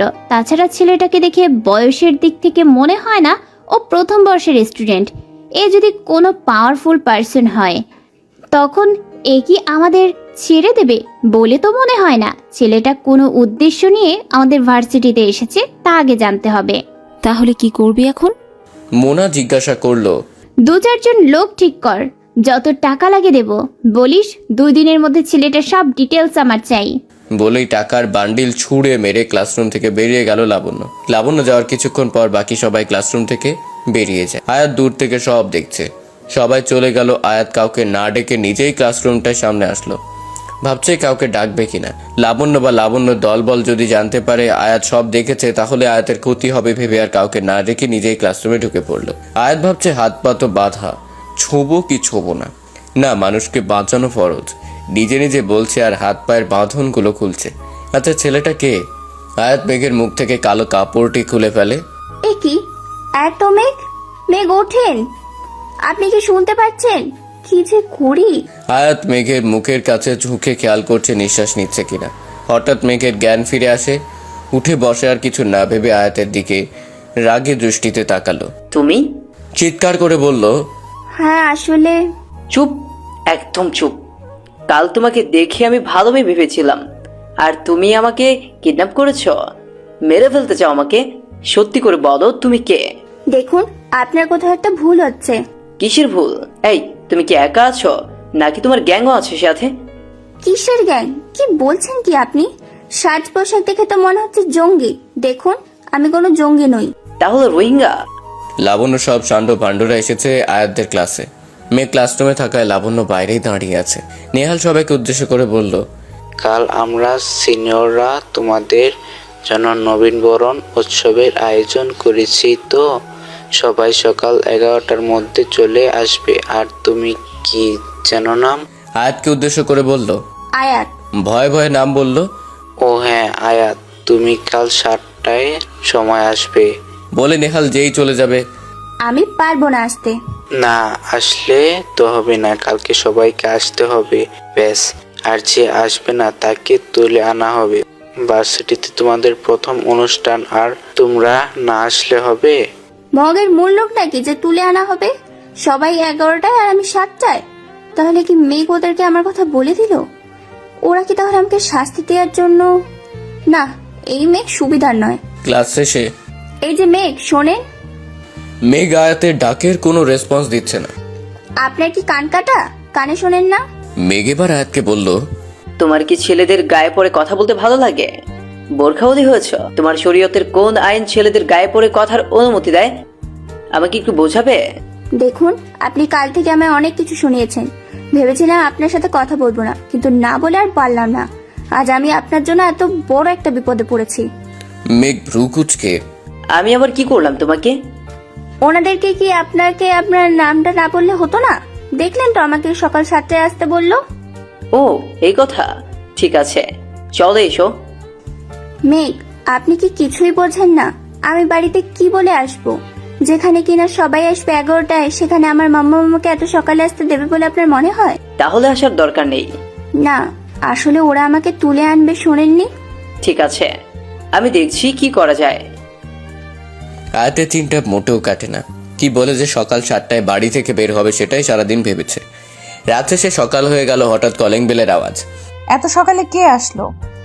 মাম্মাম, আমি দেখছি। দরজা খুলেই আয়াত অবাক। এত সকালে রূপালি তুমি এখানে? আন্টি কি ভেতরে আছে? কে এসেছে মামুনি? আন্টি, আমি রূপালি। আসলে আজ আমাদের ভার্সিটিতে নবীন বরণ উৎসব। ভাবলাম আমার বাসা তো কাছেই, তাই আয়াতকেও ডেকে নিয়ে যাই। শুধু শুধু আজ আর ওর দাদুকে কষ্ট করে দিতে যেতে হবে না। আরিয়া ঘড়ির দিকে তাকিয়ে দেখে সকাল 6:30 বাজে। এত সকালে নবীন বরণ? হ্যাঁ আন্টি। আরিয়া কিছুক্ষণ চুপ করে থেকে বলল, আচ্ছা যাও। তারপর আয়াত আর রূপালী দুজনেই বাড়ি থেকে বের হলো। আয়াত, এখন আমি আসি রে। মানে তুমি যাবে না? না, আমি গিয়ে কি করব? আমাদের তো 11টায় যেতে বলেছে। প্লিজ রূপালি, এমনটা করো না। আমার একা যেতে খুব ভয় করছে। কে বললো তুমি একা যাচ্ছ? সামনে তাকিয়ে তো দেখো। আয়াত সামনে তাকিয়ে দেখে মেঘ গাড়ি নিয়ে দাঁড়িয়ে আছে। না, আমি মেঘের সাথে যাব না। তুমি চলো না রূপালি। পাগলামি করো না আয়াত। মেঘই আমাকে বলেছে তোমাকে নিয়ে আসতে। এখন তুমি যদি এমন করো তাহলে মেঘ চলে যাবে, আর তোমার সমস্যা তোমাকেই বুঝতে হবে। আমি যদিও তোমার সাথে যাই, সিনিয়রদের থেকে কোনোভাবেই তোমাকে বাঁচাতে পারবো না। তার চেয়ে বরং তুমি মেঘের সাথে যাও, সেটাই বেটার হবে। আয়াত একটু একটু করে হেঁটে মেঘের সামনে এসে দাঁড়ালো। চলুন। মেঘ গাড়ির দরজাটা খুলে দিল। আয়াত গাড়িতে উঠলে মেঘ গিয়ে আয়াতের পাশে বসলো। ড্রাইভার, গাড়ি স্টার্ট করুন। গাড়ি চলছে আর আয়াত অস্বাচ্ছন্দ্য বোধ করছে। মেঘ সেটা খেয়াল করে, তাই মেঘ গাড়ি থামিয়ে সামনের সিটে গিয়ে ড্রাইভারের পাশে বসে।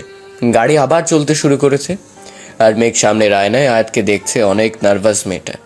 না জানি লাবণ্য দলবল আবার কোন ফোন দিয়ে এঁটেছে মেয়েটাকে হেনস্থা করার। গাড়ি এসে ভার্সিটির সামনে থামলো। খুব শান্ত পরিবেশ, চারিদিকে কাউকে খুঁজে পাওয়া যাচ্ছে না। আচ্ছা, ওরা আমাকে এত সকালে বোকা বানানোর জন্য আসতে বলেনি তো? সব আপনার জন্য হয়েছে। কে বলেছিল আপনাকে আমার নাম বলতে? দেখো, তোমার নাম আমি কাউকে বলিনি। বড্ড বেশি কথা বলছো, আর যদি একটাও কথা শুনি তাহলে তোমাকে একা রেখে এক্ষুনি চলে যাব। আয়াত ভয় আর কোনো কথা বলছে না। দুজনেই পুরো ভার্সিটিতে চক্কর দিচ্ছে। অডিটোরিয়াম রুমটার সামনে এসে, অডিটোরিয়াম রুমটা খোলা আছে, চলো বলেই মেঘ রুমের মধ্যে যেই এক পা রাখলো, অমনি একটা মোটা দড়ির সাথে মেঘের এক পায়ে গিট লেগে গেল। তারপর সামনে আর এক পা বাড়াতেই দড়িটা টেনে ঘেঁষতে ঘেঁষতে মেঘকে ভেতরের দিকে নিয়ে যায়। আয়াত মেঘের এমন অবস্থা দেখেই দৌড়ে আসে। তার সামনে টেবিলে থাকা একটা কেচি দেখতে পায়।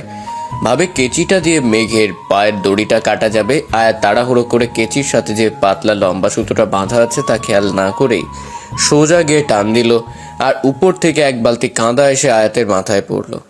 আয়াতের বোরকার নেকআপ সব কাঁদায় ভিজে গেছে। আয়াতের এমন কাঁদা মাখা শরীরের নাজেহাল অবস্থা দেখে মেঘ না হেসে পারল না। খুব হাসি পাচ্ছে আপনার? আয়াত ভ্যাঁ করে কান্না জুড়ে দিল। তারপর মেঘ আয়াতকে সান্ত্বনা দিচ্ছে। আয়াত অনেক কান্না হয়েছে, এখন থাম। সামান্য কাদাই তো, এতে কান্না করার কি হলো? সামান্য কাটা, তাই না? আপনার গায়ের উপর পড়লে বুঝতেন। ভ্যাঁ করে কান্না করেই যাচ্ছে আয়াত, আর বলছে, এই কাদা মাখা অবস্থা আমি বাড়িতে যাব কিভাবে? রাস্তার মানুষ তো সব হাসবে আমাকে দেখে। আর মাম্মাম, আমার মাম্মামকে কি বলবো? দাদিও জানতে পারলে বলবে লেখাপড়া না করে মেয়েকে বিয়ে দিয়ে দাও। থামো। ধমক দিয়ে বলল মেঘ, কাঁদলে কি সব ঠিক হয়ে যাবে? তার চেয়ে বরং ওয়াশরুমে গিয়ে পরিষ্কার করে নাও। এইগুলো ওয়াশরুমে গিয়ে পরিষ্কার করে শুকোবে কখন? 11টা বাজলেই সবাই এসে পড়বে। আমাকে জোকার সেজেই থেকে যেতে হবে সবার সামনে। সবাই হাসবে আমাকে দেখে, যেরকমটা আপনি হাসছিলেন এতক্ষণ। ঠিক আছে, আমি দেখছি কি করা যায়। তুমি গিয়ে ওয়াশরুমে পরিষ্কার হয়ে নাও, আমি এখানে আছি। আয়াত ওয়াশরুমে গিয়ে বোরকা খুলে পরিষ্কার হয়ে বসে কাপড়ের পানি শুকাচ্ছে। 2 ঘন্টা পর মেঘ এসে ওয়াশরুমের দরজা নক করে। আয়াত, দরজাটা খোলো। না। খোলো বলছি। কি বলছেন আপনি? মাথাটা ঠিক আছে? আহা, খোলো আয়াত, 1 মিনিটের জন্য।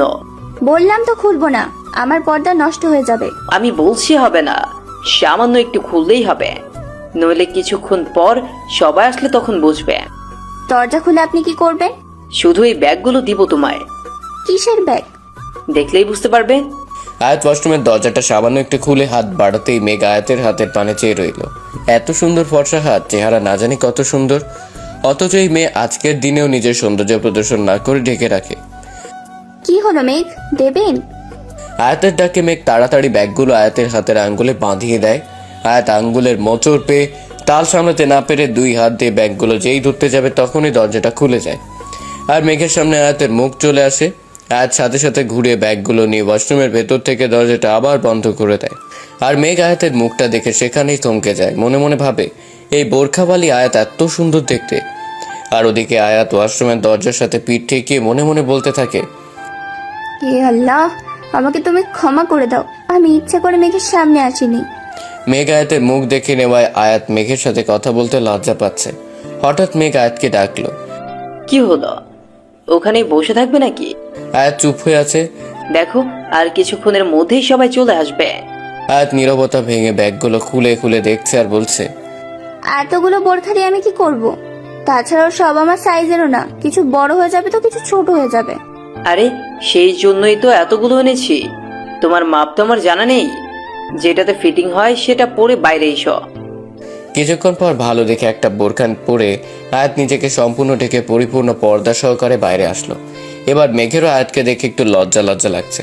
মেঘ আয়াতকে একটু অপেক্ষা করতে বলে কোথায় যেন চলে গেল। কিছুক্ষণ পর মেঘ আসলে আয়াত জানতে চাইলো, কিন্তু মেঘ বলল না সে কোথায় গিয়েছিল, শুধু বলল সময় হলে ঠিক জানতে পারবে।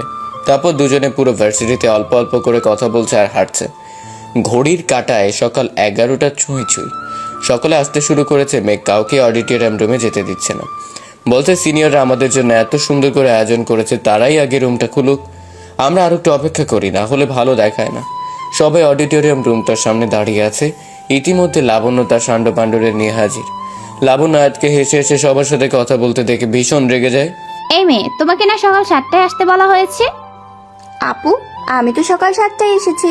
লাবু, ওকে পরে দেখে নেব, আর দেরি করিস না, দরজা খোল। লাবণ্য অডিটোরিয়াম রুমের দরজাটা খুলে ভিতরে যেতে এক বালতি কাঁদা লাবণ্যর মাথায় এসে পড়ে আর লাবণ্যর পুরো শরীর ভিজে যায়।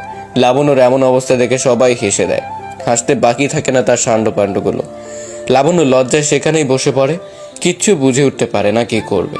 আয়াত লাবণ্যর এমন অবস্থা দেখে চিৎকার করে সবাইকে থামতে বলে। সবাইকে বোঝাই, তোমরা এভাবে হেসো না। লাবণ্যাপুর জায়গায় তোমরা থাকলে তোমাদের অবস্থাও ঠিক এমনটাই হতো। তারপর দৌড়ে এসে লাবণ্যকে উঠিয়ে দাঁড় করায়। ওয়াশরুমে চলুন আপু, কাদা পরিষ্কার করবেন। আয়াত, তোমার কি বুদ্ধি লোপ পেয়েছে? যে মেয়েটা তোমাকে সবার সামনে অপদস্থ করতে চেয়েছিল, সেই মেয়েটার জন্যই তুমি ভাবছ? তাহলে এটা আপনারই কাজ? ছি মেঘ, ছি, আমি আপনার কাছে এমনটা আশা করিনি। কেউ ইট মারলে কি তাকে পাটকেলটা ছুটতে হবে? কি লাভ পেলেন এমনটা করে? একটা মেয়েকে এইভাবে সকলের সামনে অপমান না করলে আপনার হচ্ছিল না? আয়াত, ওকে শিক্ষা না দিলেও সোজা হবে না। তাই বলে এভাবে? আয়াত আয়াত হাতটা উঁচু করে মেঘকে থামিয়ে বলল, আপনার থেকে আমি আর কোনো কথাই শুনতে চাই না। তারপর লাবণ্যকে নিয়ে ওয়াশরুমে গিয়ে আয়াত লাবণ্যকে গোসল করে পরিষ্কার করে দেয়। লাবণ্যর সামনে বোরখার ব্যাগগুলো রেখে, আপু, এখান থেকে যে বোরখাটা আপনার ফিটিং হয় সেটা পরে নিন। লাবণ্য বোরখা পরে আয়াতকে জড়িয়ে ধরে। আয়াত, তুমি আমাকে ক্ষমা করে দাও। আজ তো আমার মরে যেতে ইচ্ছে করছিল। যাদেরকে আমার আপন ভেবেছিলাম সেই ফ্রেন্ডটাও আমার এই অবস্থা দেখে হাসলো, আর তুমি কি না? থাক না আপু, যা হয়ে গেছে ভুলে যান, আর নতুন করে সবকিছু শুরু করুন। আর জানেন আপনাকে বোরখাতে কত সুন্দর দেখতে লাগছে। যাদের আপনি বন্ধু ভাবেন তারা কি অনন্তকাল আপনার সাথে থাকবে বলুন? আপনি একটা মেয়ে, আর মেয়েদের সৌন্দর্য সকলের সামনে প্রদর্শন করার জন্য নয়। মেয়েরা যে অতি মূল্যবান সম্পদ। এ দুনিয়া বেশি দিনের জন্য নয় আপু। এখন ফেতনার সময়। বাবা মা, পরিবার পরিজন কেউই একদিন থাকবে না। ওই অন্ধকার কবরে থাকবে না কোনো বন্ধু বান্ধব। আপনাকে ওই দিনটার জন্যই নিজেকে গোছাতে হবে। ঠিক বলেছ আয়াত, আজ থেকে আমি সব খারাপ কাজ থেকে ছেড়ে দেব। আল্লাহ আপনাকে সেই তৌফিক দান করুক। আয়াত লাবণ্যকে নিয়ে ওয়াশরুমের বাইরে আসলো। সবাই লাবণ্য দিকে হা হয়ে তাকিয়ে আছে। যারা আপাদমস্তক বোরখার আবরণে ঢাকা লাবণ্য সান্ড পাণ্ডুরাও নিজের চোখকে বিশ্বাস করতে পারছে না। এটা কি সেই লাবণ্য? উৎসব জমে উঠেছে, কেউ নাচ করছে, কেউ গান করছে, তো কেউ স্টেজে গিয়ে ফান করছে। আয়াত নাচ গান থেকে একটু দূরেই আছে। মেঘ অনেকবার আয়াতের সাথে কথা বলার চেষ্টা করেছে, কিন্তু আয়াত মেঘকে এড়িয়ে চলছে। এভাবে দুপুর 1টা বেজে গেল। আয়াতের দাদু এসেছে আয়াতকে নিতে। আয়াত চলে যাবে তখনই টমি এসে একটা শরবতের গ্লাস আয়াতের হাতে ধরিয়ে দিল। আয়াত গ্লাসটা রেখে দাদুর কাছে চলে যায়, আর এদিকে গ্লাস সামনে থাকায় লাবণ্য ডক ডক করে শরবতটা গিলে নেয় আর মাতলামি শুরু করে। নেহাল প্রচুর রেগে যায়। কি করেছে এটা? টুমি নেচে নেচে উত্তর দেয়, দোস্ত আমি তো এটা আয়াতকে। নেহাল ধুস করে একটা ঘুষি বসিয়ে দেয় টুমির নাক বরাবর। ওদিকে লাবণ্যকে সামলানো কষ্টকর হয়ে পড়েছে। নেশার ঘোরে কি কি করে যাচ্ছে তার নিজেও জানে না। আয়াত, নেহাল, দাদু আর মেঘ চারজন মিলে মেঘের গাড়িতে করে লাবণ্যকে বাড়ি পৌঁছাতে যায়। নেহাল রাস্তায় আজকের পুরো ঘটনা দাদুকে খুলে বলে আর আয়াতের কাছে ক্ষমা চায়। লাবণ্য আয়াতের কাঁধে মাথা রেখে ঢুলে পড়ে। লাবণ্যকে বাড়িতে আনলে সকিনার দরজা খুলে চিৎকার, সাহেব জলদি আহেন, দেখা যান কি কাণ্ড ঘটছে। আবির সকিনার চিৎকার শুনে দৌড়ে আসে। সিঁড়ি দিয়ে নামতে নামতে, কি হয়েছে সখিনা আপা? আবির নিচে নেমে দরজার দিকে তাকাতেই অবাক। আবিরের চোখে আর কিচ্ছু আসছে না, শুধু বাবাকে দেখছে। এত বছর পর তার বাবার সাথে এইভাবে দেখা হবে সে ভাবেনি কখনো। অন্যদিকে আবিরের বাবারও চোখ বেয়ে পানি গড়িয়ে পড়ছে। এ যেন এক নিছক মায়া। আবার তীব্র রাগও বুকের ভেতর পুষে আছে। তোমরা লাবণ্যকে নিয়ে ভেতরে যাও, আমি ওর বাবার সাথে কথা বলছি। বাবা কেমন আছো? কিসের বাবা? কোন বাবা? আমার ছেলে তো 19 বছর আগেই মারা গেছে। প্লিজ বাবা ওভাবে বলো না। কোথায় ছিলে তোমরা? আমি 17 বছর আগে গিয়েছিলাম খুলনায়।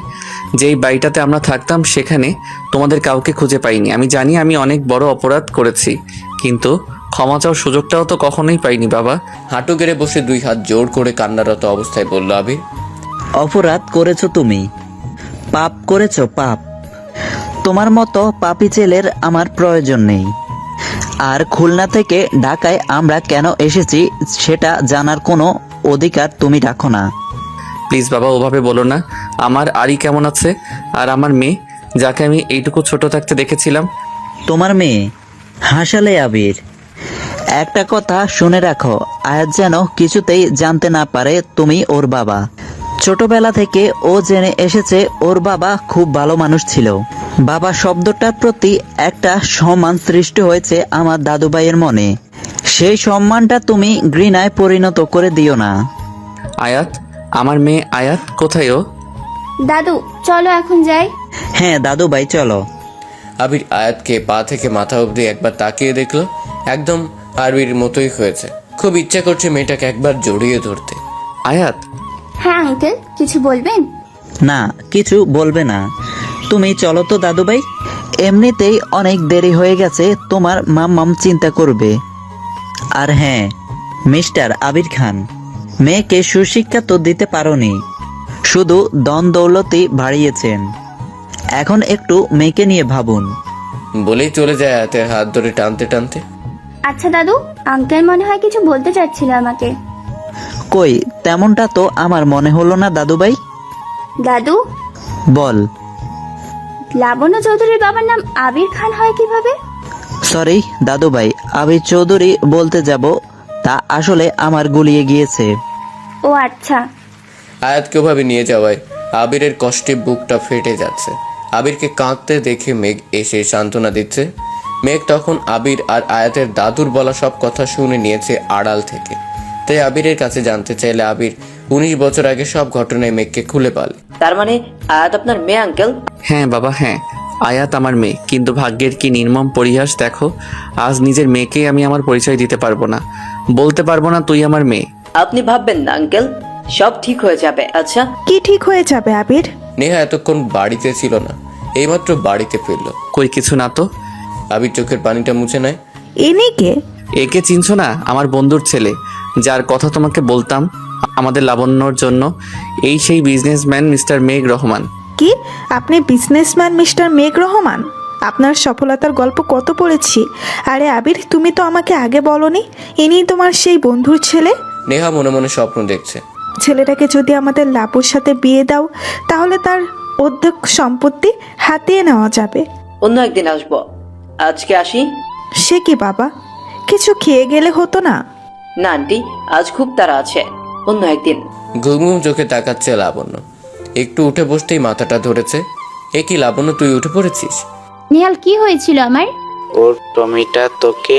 নেহালের আর কিছু বলার আগে লাবণ্য সব মনে পড়ে গেল। এইসব আমার প্রাপ্য ছিল। আমি সত্যি খুব খারাপ রে। আজ আমি আমার নিজের সব ভুল বুঝতে পেরেছি, আর কখনো কারো পেছনে লাগবো না। আচ্ছা আমি এখন আসি, অনেক রাত হয়েছে। কাল ভার্সিটি যাবি? জানি না, কিছুদিন নাও যেতে পারি। ওকে, নিজের যত্ন নিস। বাই। রাত একটা, বিছানায় ছটপট করছে মেঘ, একবার এ পাশ তো একবার ও পাশ। চোখ বন্ধ করলে একটি মুখ বারবার চোখের সামনে ভেসে উঠছে। আয়াত, এই বোরখাউলি আমায় তো ঘুমাতেই দিচ্ছে না। তাহলে কি আমি আয়াতকে, না কি ভাবছি আমি, আমার তো লাবণ্যর সাথে বিয়ে হওয়ার কথা। আয়াতকে ভেবে ভেবেই মেঘের রাতটা পার হয়ে গেছে। ফজরের আজানে মেঘের মা যখন নামাজ পড়তে যায়, অজু করে ঘরের দিকে যেতেই মেঘের ঘরের লাইট অন দেখে এগিয়ে আসে। কি হলো মেঘ, তুই জেগে আছিস? মেঘ গিয়ে মাকে জড়িয়ে ধরে। মা, আমি কি করব বুঝতে পারছি না। কি হয়েছে আমাকে বল। মেঘ আয়াতের বাবার অতীতের সব কথা মাকে খুলে বলে। মা, আবির আঙ্কেলের মেয়ে আয়াত, তাকে ছাড়া যে আমি এক মুহূর্ত ভাবতে পারছি না। এখন আমি কি করব মা, তুমি বলো। আচ্ছা মেঘ, তুই কি কখনো লাবণ্যকে ভালোবাসিস বলেছিস? না মা। তাহলে আর কি, তোর বাবার স্বপ্ন ছিল তার প্রিয় বন্ধুর মেয়ের সাথে তোর বিয়ে দেবে। দেখ, লাবণ্য যেমন তোর আবির আঙ্কেলের মেয়ে, আয়াতও তো তেমনই তোর আবির আঙ্কেলেরই মেয়ে। আয়াতের সাথে তোর বিয়ে হলেও তোর বাবার স্বপ্ন পূরণ হবে। এখন তুই ভেবে দেখ কি করবি। এই কথাটা তো আমার মাথায় আগে আসেনি। তুমি জানো না মা, কত বড় একটা ভুল ডিসিশন নেওয়ার থেকে বাঁচিয়েছো আমায়। এখন একটু ঘুমাতো, চোখ মুখ দেখে বোঝা যাচ্ছে সারা রাত ঘুমাসনি। ভার্সিটিতে মেঘ আয়াতের জন্য অপেক্ষা করেই চলেছে, এখনো আয়াত আসেনি। মন খারাপ করে বসে আছে মেঘ। আচ্ছা, আয়াতকে এখনো আমার উপর রেগে আছে? ও কি আমার সাথে আর কথা বলবে না? না, আয়াত এখনো কেন আসছে না? এখানে বসে কি করছেন আপনি? মেঘ মাথা তুলে আয়াতকে সামনে দেখতে পেয়ে জড়িয়ে ধরল। আয়াত তো থম হয়ে গেছে, বলা নেই কাওয়া নেই, হুট করে একজন পরপুরুষ এভাবে তাকে জড়িয়ে ধরল। মেঘ, ছাড়ুন আমাকে। বিশ্বাস করো আয়াত, আগে কখনো এমনটা হয়নি আমার সাথে।